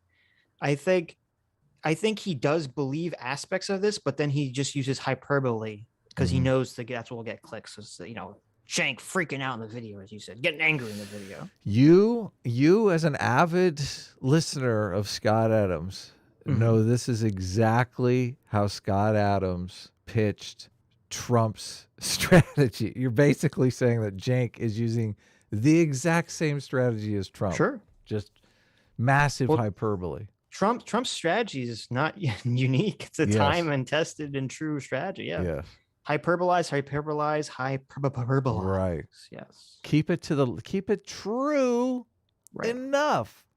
Right. True enough. Well, but that's why I said that Cenk and Anna and Young Turks will always be second rate because they crossed the line. They can never keep it true enough. They did way cross the line here. Yeah. Way cross the line. That's obviously why we're covering it. Rittenhouse is a hero. No one ever. I don't. Minorities, they say, black people are angry in this country. They're not nearly angry enough. Not nearly angry enough. Dude, that says it all right there. That's a huge mask slip right there. Riot more. Why? Look at the evil in his eyes here. Look at this. Like your whole job, like he's basically saying, my job is to make black people as mad as humanly possible. That's so evil. My God, that's not good for anyone. You know the cop, the black cop that shot the white woman who was knocking on the door of the car because she called for assistance? No. What was this? Oh my God. What was the name? She was an Australian woman. Oh, yeah. I remember. Oh, no, wait. Shoots Australian lady. Oh, okay. No, I haven't heard this. I don't know. Did Young Turks cover this or something? Is this a recent story? A story that's old? Mohammed, it's somewhat recent. Mohammed Noor, let's see. Mohammed Noor, was convicted of 3rd degree and 2nd degree manslaughter of the death of Justine Razak Daman, who was a dual U.S. American citizen. She'd called for the police in an alleyway, and she knocked on the window, and he just freaked out and immediately turned and shot and killed her. Ouch. Through the window. Ouch. A cop shot a citizen who knocked on the window of a patrol car. Right. And he is, Muslim, obviously, from his name, and she was white. And so it was kind of a reverse story. Because, if the races were reversed, everyone said it was racism. Yeah, totally. How do we know it wasn't racism, though? Maybe it was anti-white racism. Well, it just seemed like he just got startled and freaked out. Yeah, we don't play that game. Obviously, I'm joking. So, but I think actually he was. I think that his sentencing got overturned and they threw it back to court or something. Really? Yes. Ouch. I would never tap on a cop's window. Oh my God. I know, that's probably not a good idea. Ridiculous. It says he was sentenced to 12.5 years on the murder count, but was not sentenced for manslaughter. The ruling means his murder conviction is overturned, and the case will now go back to the district court where he will be sentenced on the manslaughter count. I see. Interesting. So it says if sentenced to the presumptive 4 years for manslaughter, he could be eligible for supervised release around the end of this year because he's already served 28 months. So there you go. Well, at least he served 28 months. Thanks for watching the Young Turks. Oh no, fuck. This is the hilarity of it. Minorities, they say, black people are angry in this country. They're not nearly angry enough. Not nearly angry enough. Thanks for watching the Young Turks. Really appreciate it. Another way to show support is through YouTube memberships.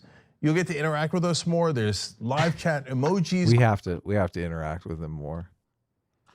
I just love it's like, listen up, black people. You need to burn this country down. You're not nearly angry enough. Riot. It's time for the revolution. By the way, subscribe to our YouTube channel. Make sure you click the join button. You get colorful little emojis for the low price of $5 a month. Do you know that Charles Manson was trying to start a race war? That was the thing Charles Manson was. Yes. Yeah. I had heard that, yeah. The Young Turks in league with Charles Manson. Sean's saying that guy got off on appeal. Yeah. I had heard that. So where's the outrage there? Thank you for fact checking it, Sean. Yeah, I knew that there's some crazy thing like that. All right, gotta go. Take care, everyone. Thank you so much. Before we peace out. Oh my God, we're actually gonna finish this on time. Adam has to be a big simp. I know. A big simp. Hold on. Big simp. We argued about this before the stream, but I want clarity here. Like, if you're actually having sex with the woman that you are going to dinner with, listen, that's not simp. There's no way.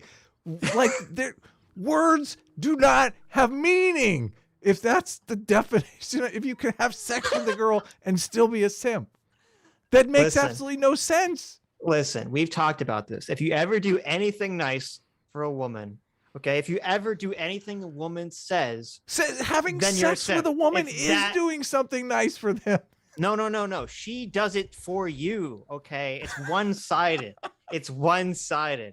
So, Adam, you are a simp for daring to go out to a Halloween party or Halloween dinner with your wife. Okay. Evil. You're a simp. Evil. Simp. I gotta look this up, man. I think you're lying about the definition of simp. That's right. Anyway, sorry, but yes, tonight's show will be very short. Surprisingly, we will, as I said earlier, said at the beginning of the stream, we will be reading all super chats on Tuesday, and also we will be watching, I think, the clip of the judge yelling at the prosecutor and totally flipping on him for the prosecutor. For the state prosecutor's insane. He's basically saying like the insane leftist talking points, and the judge doesn't want to have any of it. He just says, "What the fuck is wrong with you? Get out of my court." I am looking forward to that. I am working on a new animated intro with Identikit that's going to be just fucking blow your mind. Good, it's so fucking amazing. Yeah. And I'm working on another secret project that we will probably be hopefully launching on this channel. If not, the artist that I'm working with will be promoting it on his channel. But it's so fucking cool. You guys are gonna like lose your shit when you see it. So we got a couple of other killer things in the works, as well as I worked on the comic yesterday. I was telling Sitch before the stream for like 15 hours straight, and like my shoulder's dying today. But God, yeah, it's you gotta chill out. It's so much fun working on it. So obviously that's coming up. So anyways, thank you all for coming for a very short Halloween show. Thank you all for your very generous donations. Thank you for watching Shank fake getting triggered. He handed it to him, Adam. Oh my God. I'm so angry right now.